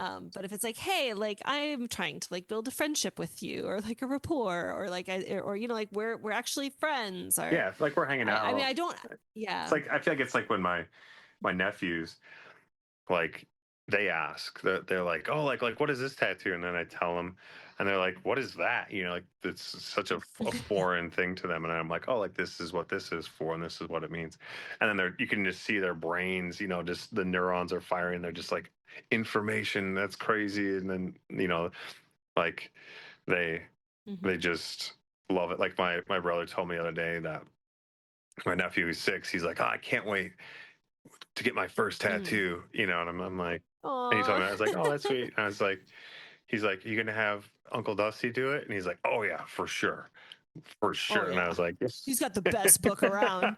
and I was like, oh man, like just like melts your heart a little bit, but it's just like that, and it makes me like, it's super interesting because like growing up, like my older brother had one tattoo, my older sister had one, maybe two tattoos that I can recall. A couple of my like uncles and extended family had like one tattoo, and Mm. but I was always like, those are the coolest things ever, just Mm. totally enthralled by that aspect, and Mm. that's what like pulled me into the industry. Like from them, it took me forever to get actually into the industry, but getting Mm. that, and you start to, I don't know, I'm kind of just tangenting here, just talking, but it was, like seeing how like my nephew's around someone who's very heavily tattooed, and my siblings and my brother, he's getting tattooed by me, his wife is, and having them just being open about it and showing, and just getting these kids to be like open to it at an early age, and not having that like judgment on Mm. it, because I remember even still like thinking tattoos were cool, but then you see someone with, like, I would see someone with a full sleeve and be like, oh man, they're probably a bad person, Yeah. when I They're was mean. younger. They're a bad guy. Yeah. Yeah, they're and then you spend 5 minutes talking to them, and they're just the sweetest person, like you're like, oh my Right. gosh, okay. Because they already completed their rage era. Yeah, exactly. Yeah, Interesting. it's but to me it's fascinating with that. But back to like, so okay, so you asked about stories that, like, are you saying like that I've read, or things like that, like that fit Or a that movie that or a TV show. I mean, yeah, like I don't know, just any, but again, like I say, it's like I am such a noob when it comes to tattoos. Like I don't do them for a living. I only have the 5 that you gave me. Like Mhm. um so for me, like like what felt like a really big aha moment through these stories, and like, you know, and just being like, oh my gosh, there's like all these reasons that people would like be like, I knew what my reasons were, but then just seeing these really other like poignant, you know, examples of it in these stories. And I mean, I think you know, you nailed it when you talked about that guy who was like, I believe that this tattoo protected me. Mm-hmm. You know, like your tattoo of you know, that like for me, like my takeaway of your tattoo is like that like eagerness and that earnestness at the threshold of like becoming an elder to, you know, Mm-hmm. that like future generation of kids. And I'm like, oh my God, like that, like what a great, as you like, you're like, what a great marker um Oh yeah, in your it's words. yeah, they're just like, if you were to put on a piece of paper, it's like you could probably easily figure out your life timeline as an adult, right? From, if I mean, for me more so than other people, because I mean the amount of people that come in and are like, I got this tattoo when I was Mhm. 18 or when I was 21 and I was drunk, or you know, and just, you know, but they could probably remember what they were doing or where they were at, but then they haven't gotten a bunch. Like, but for me it's like there's, sorry, I'm like chopping my hand as I'm pointing out this like timeline thing. Mhm. um but for me it's just like boom boom boom, like multiple in years, and what I was Mhm. doing here and what I was doing there. And you know, as I've gotten older, it's slowed down, and I'm just like, they hurt, so I don't like getting them. Oh, yeah, So I'm, that's fair. yeah, you know, it's like it's funny because like for a while I was like, oh, like, I want, like I said before, like I want to be fully covered and have all this, and I'm like, yeah, I still do, but with much, much, much less gusto to get there. Another question that I try to ask the guests on my podcast, and we're just beat bopping every which way, but like the first question Hmm. I try to ask people, but like I say, we just kind of like very gently segued into pressing record as we're just kind of getting settled. But it's just, what identities do you lead with? And that's a question that I took from somebody else, from Carmen Spaniola, who got it from Desiree Adaway. I've asked people that question before, and they're like, I'm sorry, what do you mean? Yeah, I'm like, So it's like, oh man, so that's a heavy question, bro. I'm white, I'm cisgendered, I'm in a hetero marriage with like the my co-parent of my kids, I'm a mom, I'm a podcaster, I'm a former science teacher and evangelical Christian, you know, like just like all these other kind of like identities that feel, you know, meaningful for like the kinds of conversations maybe that I'm having on the podcast or whatever. Okay. I mean, I think it's like my, like after hearing what you said, it's like, oh, like I'm just I'm a nerd. I'm a tattooer, and that's kind of like the two biggest like instantaneous, what I would probably jump onto as identity, like because like everything I do involves nerdery. I just like to Can you hang out and expand do. on what you mean by nerdery? Because people Okay. might have different ideas on what that. I don't know that Yeah. I'm fully clear on that actually. Um. So, oh boy, like you, this is, I mean, you're gonna say that that's like one of your core identities. You yeah. said I mean, nerdery so and tattooing are your two yeah. identities. So uh, we'll start with the, you know, I watch a lot of anime, play a lot of video games, build and collect Legos, um, play Magic, play D&D, love playing like tabletop games. Um, yeah, you know, obsessed with Star Wars, Lord of the Rings. Like I would identity, like Star Wars nerd. Like identity, Lord of the Rings nerd. Like I'm not, like some people are much So there more are knowledgeable. stories that are very close to you that have like guided. Like Star Wars is like Oh yeah, I mean that Star Wars fucking yeah. is, yeah. I mean you could probably even say like if you're looking for characters, like one that I've always like obsessed with was Darth Maul. If you know, if everybody, Okay, so Darth Maul, I can picture the yeah. face. I'm not as. I am so sorry that Star Wars is just like one like that is like You know, it's been great. I'm kidding. no. I haven't watched them. Like I Yeah, you haven't. got to watch them. I They're know. the I get that greatest. I have like a story, like a story podcast, and like I can't even vamp with you about Darth Maul. But can you explain to me why Darth Maul? I Pretend to talk to me think as if I don't know what you're talking about because I don't know what you're talking about.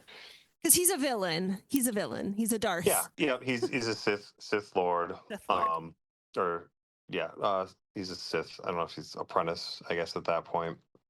But his story is so fascinating because he like has this like direct path to be this super powerhouse. He's badass looking. He's got horns growing out of his head. He's got, like Mm-hmm.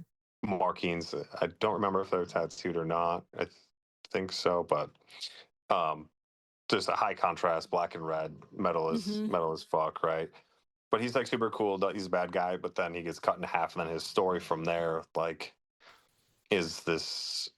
It's super interesting from like that path because he falls and he goes into this like massive state of depression because he doesn't die. He gets cut in half and he doesn't die, and then he um, gets like robotic legs put on, and he like has this upcoming. Keeps trying to get like kill this guy that cut him in half. He's like trying to get his revenge, and it's like up until the end, like when he finally he like takes over a whole planet, becomes like the lord of this planet, like gets up and down. He's ruler of all the gangs. Like then the moment he dies, he like knows that he was like wrong and like in who he was. I mean, at first he was just like a cool character. Then you find him and he's like goes through these like so many emotions and trying to figure it out. And he's just like thinks he's got it, and he doesn't. And he's like trying to do things. And obviously there's a duality within every person. But then like at the end, when he's fighting Obi-Wan, and Obi-Wan, who's very smart and like relaxed character, he's very powerful, but like beats him.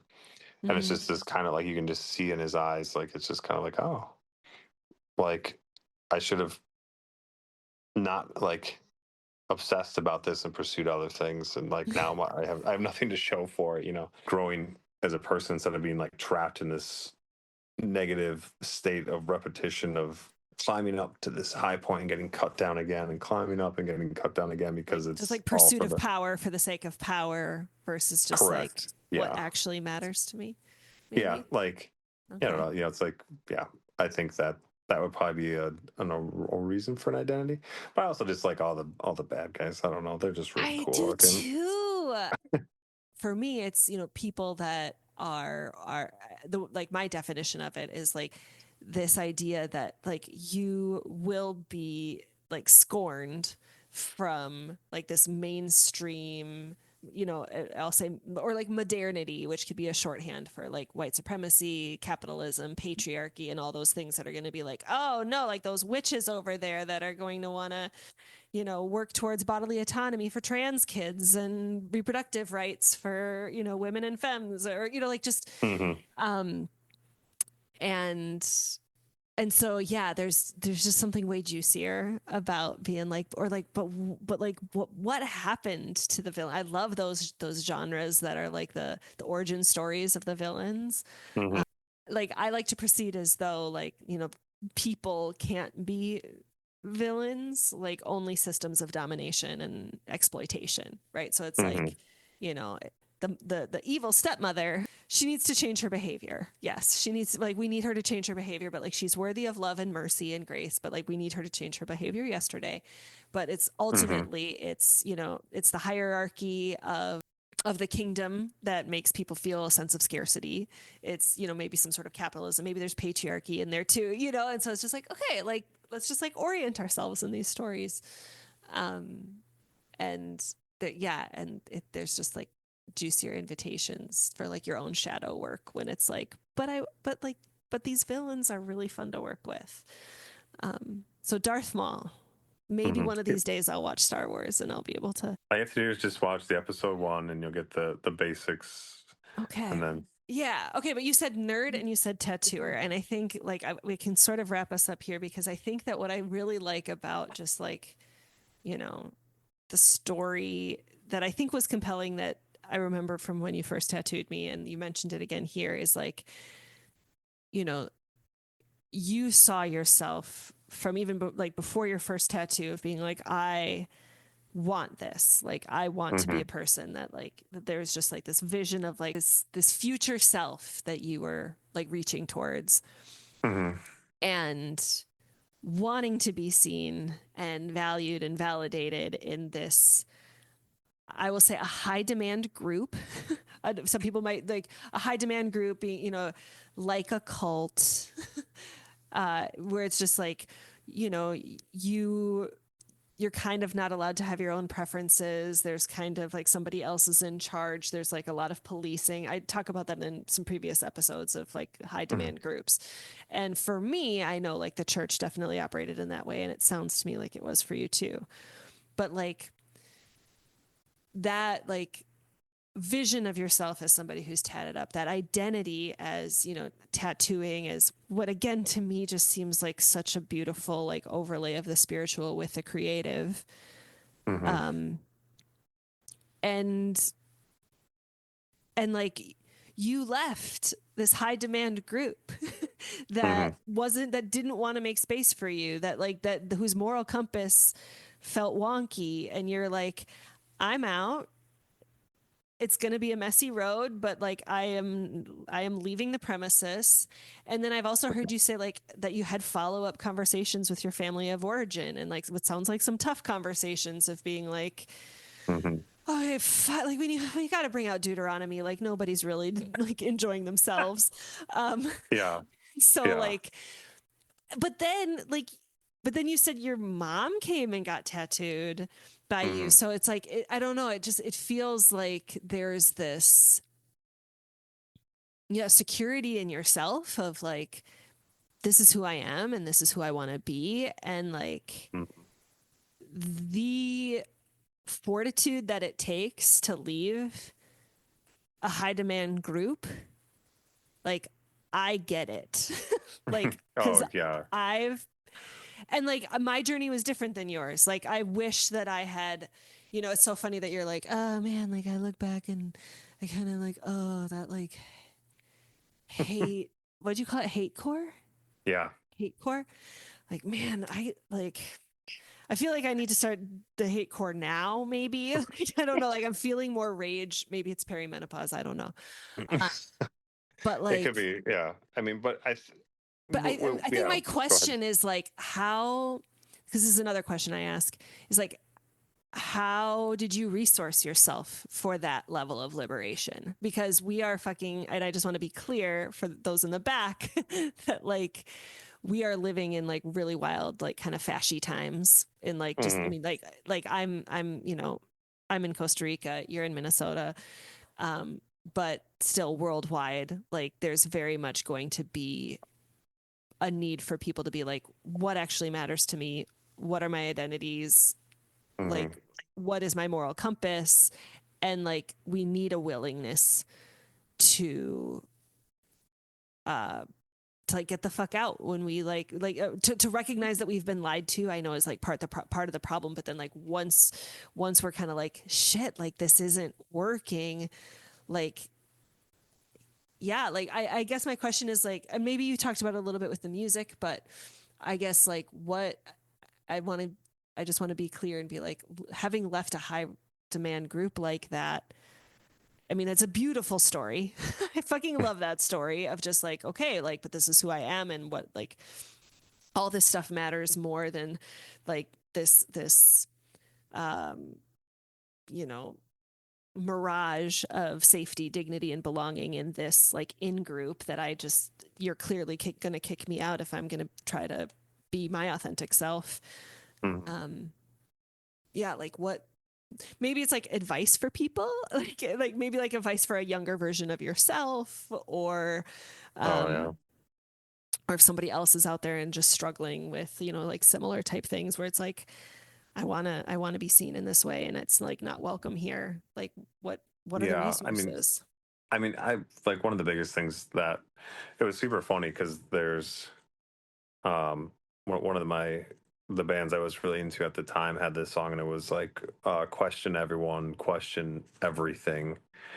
And it was like I listened to the song, probably 100 times, and I just was like, I knew the lyrics, blah, and then one day just was like, oh, oh shit, I should question everyone and like begin to like question and not from a point of like like being negative about it, but being like a question it with curiosity, Yes.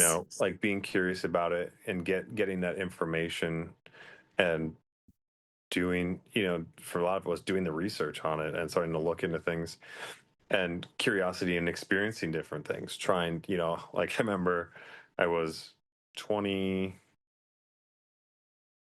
probably 20 years old, going to a private Christian college, worked Mm. at Zoomies. One of the guys I worked with invited me to his house to, we did some drawing and we're just hanging out and talking. And he had a party going on. He's like, "Oh, you can hang out at the party. I'm going to bed or whatever." So I experienced like my first like college party. I didn't drink anything. I just was just like, what is this whole thing that's going on? And just like, I was like super observation aspect and just kind of took in the whole thing. And it was just like, I remember, like, I'll never forget it. I just remember thinking, just like, I don't even know what is going on. There's this information overload, the experiences like that are interacting, people are going on. It was fascinating. It was like, Mm. I felt like, Steve Irwin or Jeff Corwin examining like a species in the wild. Like, oh my gosh, like what is all this? And that was like a big turning point for being like, oh, like all these people who I've never met before just were very nice to me, invited me in, offered me, food and drink, and just like took care. And I was like, okay, like, and that's when I was like, I'm questioning like my belief system, especially with that previous experience. Mhm. Like these people who everyone says are, according to what I had been taught, like this is bad, everything they're doing is bad, but they're the nicest, kindest people who aren't taking advantage of me or aren't doing anything negative. And yet I go Wow. back to the people who were like raised by me or like, raised around me for years, and they're doing the exact opposite of everything that they believe in. And you're just Mhm. like that, and then from there it was just like I just started kind of having experience, like stepping outside my box and being like curiously questioning everything, and then almost challenging that, and questioning that against what I believed. And you start like looking into things, thinking about it, taking time to digest it. Like Mhm. in today's fast-paced society, it's like, oh, we get this information, that's cool. Next thing, and you're just like, Yes. I like what? Um, Uh-huh. do I believe that or not? Like, I don't know. And they're like, sure. And you just like, you almost like just grab onto it and be like, okay, this is part of. So true. As I get older, and I find myself sitting in points of doom scrolling. Obviously, it's hard not to, but then other points of just like I've just been staring at the wall thinking about things for 2 hours, or I'm out in the woods and there's this part of me that's like, oh, take photos for social media, and the other part is just like, just sit here and be a part of Yes. it for, and it's like when you're a part of it, you're breathing it in, and you're like resonating with it, and then like kind of back to way back, it's just like that spirituality aspect happens. And I don't know how many times I've done stuff like that, and you've been stressing over something for weeks or months, like a Mm. decision that you should probably make. Excuse me. But then all of a sudden you're just like, doesn't even matter. It doesn't fucking matter. Like Mm-mm. a lot of times, like I think about, oh, if I woke up and died tomorrow, like Mm. would I be happy with where my time was spent? You know, and obviously that there's within that, it's like, oh, you have to do so many things to survive in today's society, right? But Yeah.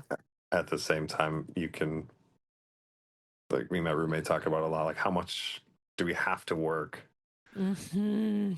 to be able to enjoy things the way we want to enjoy them? And Yeah. it's hard. It's different. It's things to just sit and chill out on, and that's why I enjoy doing things like Legos and playing Magic and D&D, because it's, we can do it all with cell phones or without, but like we're not sitting there on our phones. We're interacting as groups. We're having these fun Mm. conversations. We're creating fantasy worlds, or I'm sitting there building, like with Legos, it's my favorite because I just get sucked into this. I'm thinking about putting this piece to that piece, putting it together to create Mm. this magnificent thing. And I'm like, oh, I did this. Oh, it's been 4 hours. Like, Mm-hmm. I should probably go to bed now, like, but Yeah. like it, what mattered outside of that moment, like in the grand scheme of things, not really anything else. Mm-hmm. I mean, if something called with an emergency, I would respond, but it's just like Yeah. we stress over these pointless things. It's like I challenge everyone to just go and buy like a 2,000 piece Lego set and just sit and build it. Yeah. Because it's fun. Your brain just goes. Your brain loves that stuff. It's hitting so many facets, so many neuron connections. Yeah. Yeah. No, and like again, it's kind of like a yeah, like a meditative or transient Hmm. like yeah, Yes. Yeah. that seems to be a theme that we just kind of keep touching on. So I'll just kind of to wrap up, I'll just reiterate. I started taking a list because I mean, I asked you a pretty open, like a pretty big question, right? Like, how do we Hmm. protect ourselves from being complicit in fascism? Like Yeah. that's a big leap. Or how do we resource ourselves to get out? I heard you say like question everything and take your Hmm. time to integrate it. And taking Hmm. time, you also were talking about like with like the world would be a better place if everyone just had a 2,000 piece Lego set that they could just tinker with, Yeah. like it truly, we would like allow our nervous systems to reset so we wouldn't be so reactive. We would be like, kind of, like what, at least that's like, yeah, that's my analysis on that. Surround yourself with new people. If the people that you're with would not accept you for who you are, like Yes. try to find new people. And also, that's so much, easier said than done for some folks. Like, so, we Oh, it hold that is. with compassion. Well, and um, that's yeah. Yep. Keep going. I'll let you finish. time in nature. 100%. That continues That's to be a theme I hear from you. if I Um, could build Legos in nature, I would, but I would lose pieces. That's yeah, yeah, that's true. So that would, but like that is your version of heaven, though, is what it sounds like. yep. Hmm. Um, Contemplating your death, like a memento mori, like a death practice of just like bringing, Oh like, yeah. okay, like, but if I died tomorrow, is this really a problem? Yeah. Giving you perspective. And then yeah, like finding community to create fantasy worlds like D&D and just like playing games and magic. Hmm. And I just think that like, yeah, all that stuff feels feels spiritual, feels creative, feels witchy, feels whatever that word is. And yeah, I'm just glad that you have like evolved into the person that you are. I'm recognizing that like when I first walked into the tattoo studio, it was funny. I was doing the whole like, oh, everybody's gonna like judge me that like I don't have a single tattoo, and yet I'm like, okay, and I'm asking for 5. He's gonna like roll his eyes at me, and then it's like, oh no, like he's just like, oh, okay, cool. And then it's like, okay, and then I'm thinking about this and this and this, and like I'm really particular, and then it was like, okay, at some point he's gonna be annoyed, and it's like, oh, go figure that like this person like wants to like isn't inherently going to be annoyed, and maybe it is like some of that like tattoo, like I'm projecting that like you're going to judge me, but really there's like oh, I don't know, these people are like really tatted up and I don't have like I'm not yet a part of this club, like Hmm. how it's that same kind of like, oh, like I'm not in the in group, because Yeah. that's what it is to fucking heal from these high demand groups, is like, oop, here's a group and I'm not sure that I'm in it, and then it's like you're actually there and people are just like pretty normal, and now like people could look at me and think I'm a pretty tatted up person, and like, there's some days that I don't even really contemplate my tattoos, like, or like I don't Oh think yeah. of myself as like, oh, I'm this like, like it isn't my identity, because it isn't, like my creative or spiritual work in the world in the way that it is, that it feels like it is for you. And I keep pushing that on you, I realize, um Yeah. but No, yeah, I think glad you yeah. made it. Yeah.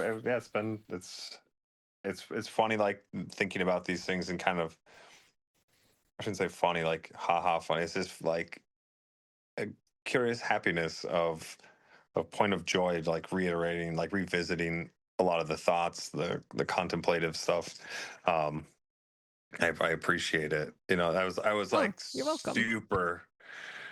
I was like, I've never done this stuff before. I don't. I guess I'm like, oh man, what's it going to be about? Like, what are we going to talk about? I Oh, don't the even know. podcast? Yeah, I was like I wasn't freaking out. I was just like, honestly, I'm glad that I was exhausted because it's Oh, just like 'cause I'm drained from work or whatever. But then it's like, okay, I can just kind of not autopilot, but just let it be. Like I don't have to like I've got all my anxieties and stuff out of the way. So yeah, yeah. Didn't need you to perform in any particular way. And this is what it was. yeah, And super chill, laid back. Interesting questions. oh, well, thank you for sharing. No, and I'm glad. Thank you for, yeah, the authenticity of just like, I mean, I can make a little bit more space. What was it like to receive my, I don't even remember what I said in my message to you. And I was like, so like, gave me some tattoos like a year and a half ago, and I want to have you on my podcast. I do think it's very brave to say yes. So thank you for being brave and saying yes. But if there's anything more you wanted to say, I can make some space No, to. it was at first it was like because my initial instinct is nope, I'm at home. Like this is like Same. just shell up. Like I don't want to talk to anybody. When he first sent it, and I read it, and I was like, and I think I was kind of busy at that time, and I was like I don't know, like we'll see how it goes, like playing it Mm-hmm. by ear. And then like I read through like the whole message, and I was just kind of like, oh, like this could be really interesting. And I was like, yeah. And then like it's that whole like my social anxiety thing kicked in Mm. last week when Mm. it was like you don't like bro like yeah I get this like sometimes when it's like oh like I make plans to go do something and then it's like the day of you're like I don't want to do this, I don't want to go out, I don't Oh, like I and know the feeling. Yeah. Mm-hmm. and I had that like last week and it was like no like this is like you made a conscious decision, you thought about it enough where you said yes and agreed to this is something that you're going to do. And I was like okay. Yeah, and I did it, and then I got home, and I was like, oh, like trying to get everything. Sorry, it took me so long because I was No worries. ran late with appointment stuff, and then got home and was figuring out some home stuff. Obviously, Mm-hmm. life happens, right? And then Mm-hmm. you're like, I was like, oh crap! And I was like, looked at the time, I was like, oh my gosh! And I got on. I was like, I hope it's not done and over, and I missed. But so yeah, no, I enjoyed it. I'm like, it made me honestly halfway through. I was like, I could do this more. Like, this I isn't could so talk to bad. people. Yeah, like, and there's like at the shop, like when you're talking to clients, and I was thinking about like everyone is on their own journey, and you were saying like we're kind of this like I forget the term you used, but when you said it, it made me think of the ferryman across the river Styx because like Oh, like standing at the threshold.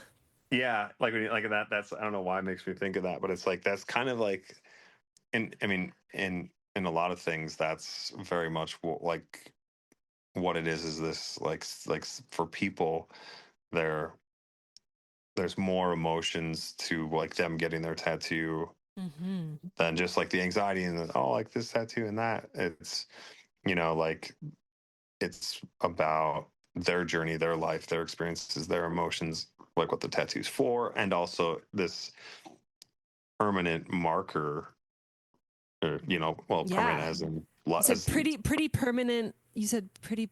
You're like a PPP. You called it pretty permanent pictures. yeah, yeah, like so it's like for that, like, and for me, like it's much more like yeah, it's tattoo. It's yeah, for them, for a lot of people, like yourself, probably, it's like no, this is a much, it's a big step, Mm. and it's like up and like my client tonight who I was tattooing, she's got a bunch of stuff. She got her kids' names, and then she Mm. got this like mama bear tattoo. Yeah. And we finished everything, and like she was so nervous about getting the tattoo, and then she got tattooed, was totally fine. It was like oh man, just super tough. Like sat like a rock, was awesome. And then she got, then we did the names of her kids, and then she was like, I'm not gonna cry, but like this is like huge for me because it's a huge representation of my journey into motherhood and through motherhood, you know. Yeah. And it's like, I think sometimes, like in our industry, like, when something becomes a job, it is work, right? And work can Yes. take away from that. And so, like, it's always good to have like reminders like that, that it is much more than just an image to us. And it's creating that, encompassing this person's emotions, vision, journey into something that represents that, and then that gets to be, and it's sometimes it's a lot on when you put it in that perspective, it makes it a lot more for us, right? As tattooers, Mm-hmm. it's a lot more weight. Some people are, it can be emotionally and physically and creatively. Yeah, it's certainly not every tattoo artist would be like, I am that, ferryman at the river stick, that I'm here to like hold your emotions, or like, but mixed with your religious upbringing, where it's like, let me pray for you, let me hold some sacred space for you, Mm-hmm. like, to me like, so like, hashtag not all tattoo artists, necessarily, but hashtag probably many tattoo artists, Yeah, that I mean, like a with lot. just a little bit of skillfulness. It's like, I think about like, if you were kind of like talked about like, like the more like ancestral ways, like looking at your Nordic ancestry, and like, let's like go back to Yule, and like, and again, like, it's the fucking manicore. Like, how were, like, how would marking our skin, is just one example, be like some sort of initiation into, or a ritual into some new way of being. And like, the way our society is, the way we live in modernity, we still have the need to initiate into like the next stage of human development. Mm-hmm. And there's and we can have all these failed initiation attempts, like, you just like, I mean, like, that's like all adolescence really is. It's like, I'm gonna go out and do my own thing, I'm gonna like, I don't care about what my parents, like, all that, like, individuation. And I mean, that because like, that's the work of the adolescent. And it's like, but unless you actually have like a community to hold you and witness you properly, then it's just kind of like, then you just kind of, it's just like lots of, like, failed initiation attempts. Yeah. But it's like, if we can give that to ourselves as somebody that's getting tattooed, like, okay, like, this is something that feels really important to me. Only if you're wanting to ritualize, only if you want to get witchy with it, Mm-hmm. that you're like, okay, I'm going to, and I did have friends that, like, I designed my tattoos, and I like talked about it, and, in like certain groups, like, it felt really spiritually potent. And then, I mean, and we've like skirted around some of the conversation. Like, I feel fulfilled in the conversation that we have had, but there was certainly like more personal depths that we can keep private, from like just some of the like spiritual resonance that we had from just what I felt was like this shared upbringing. And what is like that archetypal like tattoo artist? What is the fantasy world where it's like, like, what is it that you need, and I will carve it into your skin, and that's going to give you the magical powers, that's going to give you your protection, that's going to signify this bond, that's going to honor this, like, and it's like, we can choose to be in that world now, right? Like, there's Mm-hmm. a guy that fell off a cliff, and he's like, it was because of this tattoo. Like, we can choose how enchanted we want to be with the world, and engage. And I Mm-hmm. do believe, like, I do believe in spirit. Like, I'm reclaiming, like, spirituality kind of like through a witchy or animistic type lens, and maybe a little bit less through that, like, like the language of that, of like the Christian church. um Mm-hmm. but it just, I'm not trying to say like that anybody needs to market themselves in any particular way, but it's just like that there is like this, for many people, there is this initiation attempt that I think that, you know, you as a tattoo artist get more exposure to that level of intimacy with people than like the average person. And like, just the, Mm-hmm. like the invitation to intimacy that really is, whether, like, whether you want it or not, and some days you have it and some days you don't. And like, in like, if we created a fantasy world, like, what would it actually take to, like, offer like a really like taking the time to be witnessed and be seen for this, like, you know this like ritual of like, okay, and now we're gonna ink this story into your skin, Mm-hmm. with this intention. May it be so. Amen. Yeah. The thing, I just had a thought when you were just like what you were saying. It just reminds me of like there's some Japanese tattoo artists. Some still do it, as far as I know. But some of the back in the day would like if you wanted to get like work done by them, you would pay all up front for the tattoo. You fly over there and you live with them for like a month, Mm. and you like there wouldn't be some of them. From what I've seen, like some of them would have like through that time, I kind of like discuss like design stuff and like what they were thinking. But other ones would be like, I'll tell you what you're getting, Mm-hmm. and it's like from like a very um kind of like introspective into that person to kind Mm-hmm. of be like, okay, like well, you think you want to get a dragon, but like you're much more like I think you should get the tortoise or the crane because this is what I picked up from your energy and like who you are, and like what you've told me about your life and sharing experiences and how you are. Mm. And, it's like, and to me, like that is like the the mega like tip top of like what we've been talking about with being like a Right. like a People are opting into like I want this initiation experience. I want to be witnessed like in it like that. Yeah, like oh my god, like live like that huge trip. You have to like like you have to mm-hmm. like you're crossing that threshold into like literally like a different like culture for anybody who doesn't live in Japan. Oh and yeah. and then yeah, and it sounds like it's I mean part of like a lineage, like a spiritual like lineage that you're being like invited into, Yeah. and and to be to be initiated in that way, or to have like whatever that magic is, but that like they're still ultimately like you know Yeah. not I gonna mean, let and you I'm just sure like there's you're not just gonna be like do this design. It's like no, like we got to be in integrity within our practice. And yeah, yeah. it's crazy because yeah, you live with them, you eat with them, you spend with their family too. It's and I'm like Yeah.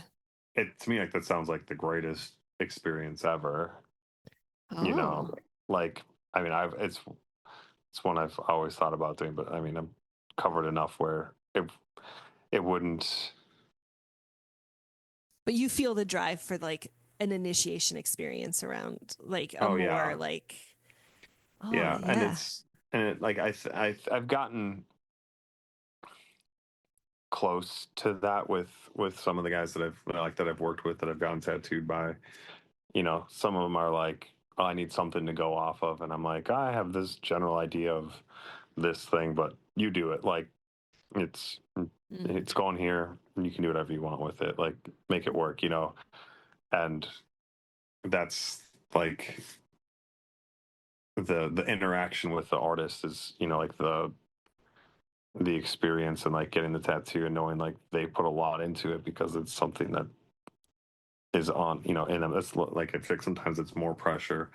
People are like do whatever you want with it, but at the same Mm. time you can just be like, well, what do I want to do with it? And you just kind of free flow it. But Mm. so I've had similar, but not. I mean, I haven't gone and lived with someone for a month and then got tattooed. But Well, and like like they're initiated elders in that tradition, right? Like it's like mhm. it's hard to um it's hard to ask somebody else to like do that thing for you when it's like it's like we're kind of like I mean I'll speak for myself as like like a white bodied person that it's just like my people assimilated it, our culture and our traditions in order to earn our seat at the table of whiteness. So it's just like Mhm. it feels really sad. It's hard when we don't like live in a culture that values like this level of initiation Mhm. in yeah like Yeah. into like a certain lineage practice. Yeah. I was going to say too, like the you were talking about the intimacy of it, and it is a very intimate act of like, exchanging my skill set, my abilities, in form of art onto your body, but like there's the physical act of tattooing, right? You have to make contact and do that, and that can be, and it's painful, it's Mm-hmm. exhausting, and you're having someone there to that's depending upon like the interaction, it's supportive. It can be funny, like you can do it, like you're doing great. Like all the times it can be, creating a sense of like, I think a lot of people enjoy like a sense of humor to kind of boost their Mm. morale when they're getting fatigued, creating that and understanding that environment. And like within that, I feel I try to create much more of a place of honesty within that. Like, Mm. and one of the guys that I get tattooed by, who I worked with, he was like, he said at one time, he's like, don't kill yourself trying to get super tattooed. Like, it hurts. I mean, it was Mm-hmm. when I was getting my head done, which was the Mm. worst. And but he would just be like, he's like, it's okay to tap out, like when I like go as long as you can, but if you Mm-hmm. can't, if you're dying, he's like, I'd rather have you not be in excruciating pain and want to come back than try to Mm-hmm. like muscle, like be the tough guy through and then just not come back for like 6 months, Right. Yeah. And I think that with that, but that, so I try to like incorporate that into more when when I'm tattooing, is like, hey, like how you doing? Like checking in, making sure everyone's okay. Like let's take a break, let's get some breathing, let's get Mm-hmm. some food. You know, having that's a safe space, a comfortable space. And sometimes there's lots of reasons why people could be uncomfortable in these situations, Mm-hmm. and I think that intimacy aspect is like it's a lot of the clientele don't have that like understanding like how much trust is involved until it's happening, and you're there, you're um, getting this done, you're dealing with pain, and like you're not like anything that you think you would be thinking about, but you're not. You're trying to like zone Mm-hmm. out and like be spaced out, or you're Mm-hmm. chill and you're just talking the whole time. But when you create like a professional, comfortable environment, and it's like an exchange, it's an exchange of skill and art, and then receiving art and like transformation. Mm-hmm. For Yeah. Thank you so much for chatting yeah. with me. It went way later than I was expecting, but Oh yeah. so Sorry. no, no, no. Like I mean, we started the call and you were like, I'm feeling tired, and I'm like, well, let's just press record and just see what happens. And here we are, like, yeah, over 2 hours later. So, Yeah. um, yeah, thank you so much, and Oh, it's my pleasure. Yeah. yeah, it was great revisiting this with you. And what I really love about Dusty's story is that it is this interchange through this act of bodily autonomy and self adornment to create this outer change. And then eventually a collective change of being that caretaker for others by being a tattoo artist himself. So I know that at the end of every podcast, I try to share that Rev Angel quote where she says, "Love and justice are not two. Without inner change, there can be no outer change. And without collective change, no change matters." It is such a familiar story that we can see in the fiction world, and also even in reality shows like Queer Eye or RuPaul's Drag Race. It's this idea of transforming ourselves, transforming that outer to match that inside change, and really trying to cultivate a sense of community among it all. And if I were just reading this story totally separate from any relationship or conversation that I had, and I applied my stoner story, which lends to it, and I would look at the moment and locate myself in the moment that I'm in, I can see this story playing out on a larger stage of this rising fascism, with how extremist right-wing Christian nationalists are wanting to make drag expression illegal. They're seeking to deprive trans kids of gender-affirming care. And so I think if this podcast were a prayer, if this episode were a spell, what might it be? And I think it is, may trans folks everywhere be their most creative, wild, and liberated selves, so that we can all embody our most liberated, wild, and creative self. And so it is. Amen.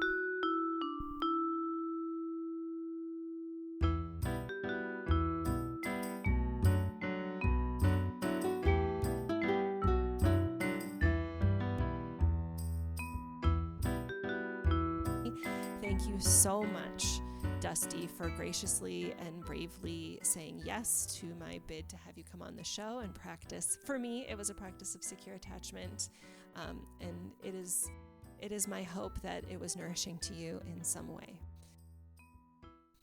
As always, I invite you to check out the show notes for any links to relevant works, books, Substacks, and things. If you want more information on high demand groups, I invite you to check out Season 2, Episode 2 with Carmen Spagnola, where we talk about fascism in Severance. It would be applicable even if you haven't seen Severance. You can also just check out Carmen Spagnola's work on fascism. For more information on secure attachment, of course, you can go to the Numinous Network and follow Carmen Spagnola there, as well as some ritual practices. She has her new book, Spells for the Apocalypse, which has been very resourcing to me these last couple weeks. Oh, and she also has the book, The Spirited Kitchen, which is recipes and rituals for the Wheel of the Year. So I would recommend that if you are interested in the idea, if you are a fellow white person, being curious about what are your indigenous practices as someone perhaps of Scottish or Nordic or whatever descent. That Spirited Kitchen is a great resource to be exploring some of that as well, so that we can, as white people, not just be stealing from or appropriating cultural practices of others, but really being curious about our own. As white-bodied people who are really trying to reclaim our spirituality amidst imperialist, white supremacist, capitalist patriarchy. So I highly recommend Carmen's work for that. If you are interested to learn more about leaving high demand groups, the high demand group specifically of in evangelical or fundamentalist Christianity, I invite you to check out the book Heretic by Gina Cadlick, as well as Tia Leving's work. I will have links to those in the show notes as well. And I also mentioned at one point Octavia Butler and Parable of the Sower. I will link to that novel in the show notes as well as the Emerald podcast. Thanks to all of those people for their work that definitely contributed to spicing up this conversation for me. Oh, and I tried to find an article about the Dusty mentioned Japanese tattooing. After some Google research, I was not able to find what it was that he was talking about, and he was going to look into it, and I haven't, at the time that I'm editing this, I haven't heard back from him. So, again, I left it into the podcast because it felt like it was really important to the larger conversation that we were having. And of course, recognizing that there are other ways that we can practice a similar level of being held and cared for, that we can be really curious about, what's within our own lineage practices, or what would it take to really honor any practice that we might be invited into that's from a cultural lineage that's different from our own. And I will also link to, of course, Sophie Strand's work that I mentioned in this show, The Flowering Wand, which is rewilding the sacred masculine, which has been really pivotal for just how I view that Jesus archetype, as well as her novel, The Madonna Secret, which is the one with the romance of Yeshua and Mary Magdalene. I highly recommend both of those. Thank you so much for listening. As always, you can email me at stonerstorywitch@gmail.com to let me know what resonated with you, what came up for you, what did you like, what are you curious about, what are the little breadcrumbs that are showing up for you. I always like hearing from people. I want to thank Matt Schubbe for the podcast art, my husband Kevin Carlo for all his help in the creation of the theme song for the podcast, and Anais Mitchell and John Williams for their inspiration of Hedwig's theme and Hadestown. And before I sign off, I would like to leave you with a quote from another one of my teachers, Rev. Angel Kyoto Williams, who says, "Love and justice are not two. Without interchange, there can be no outer change, and without collective change, no change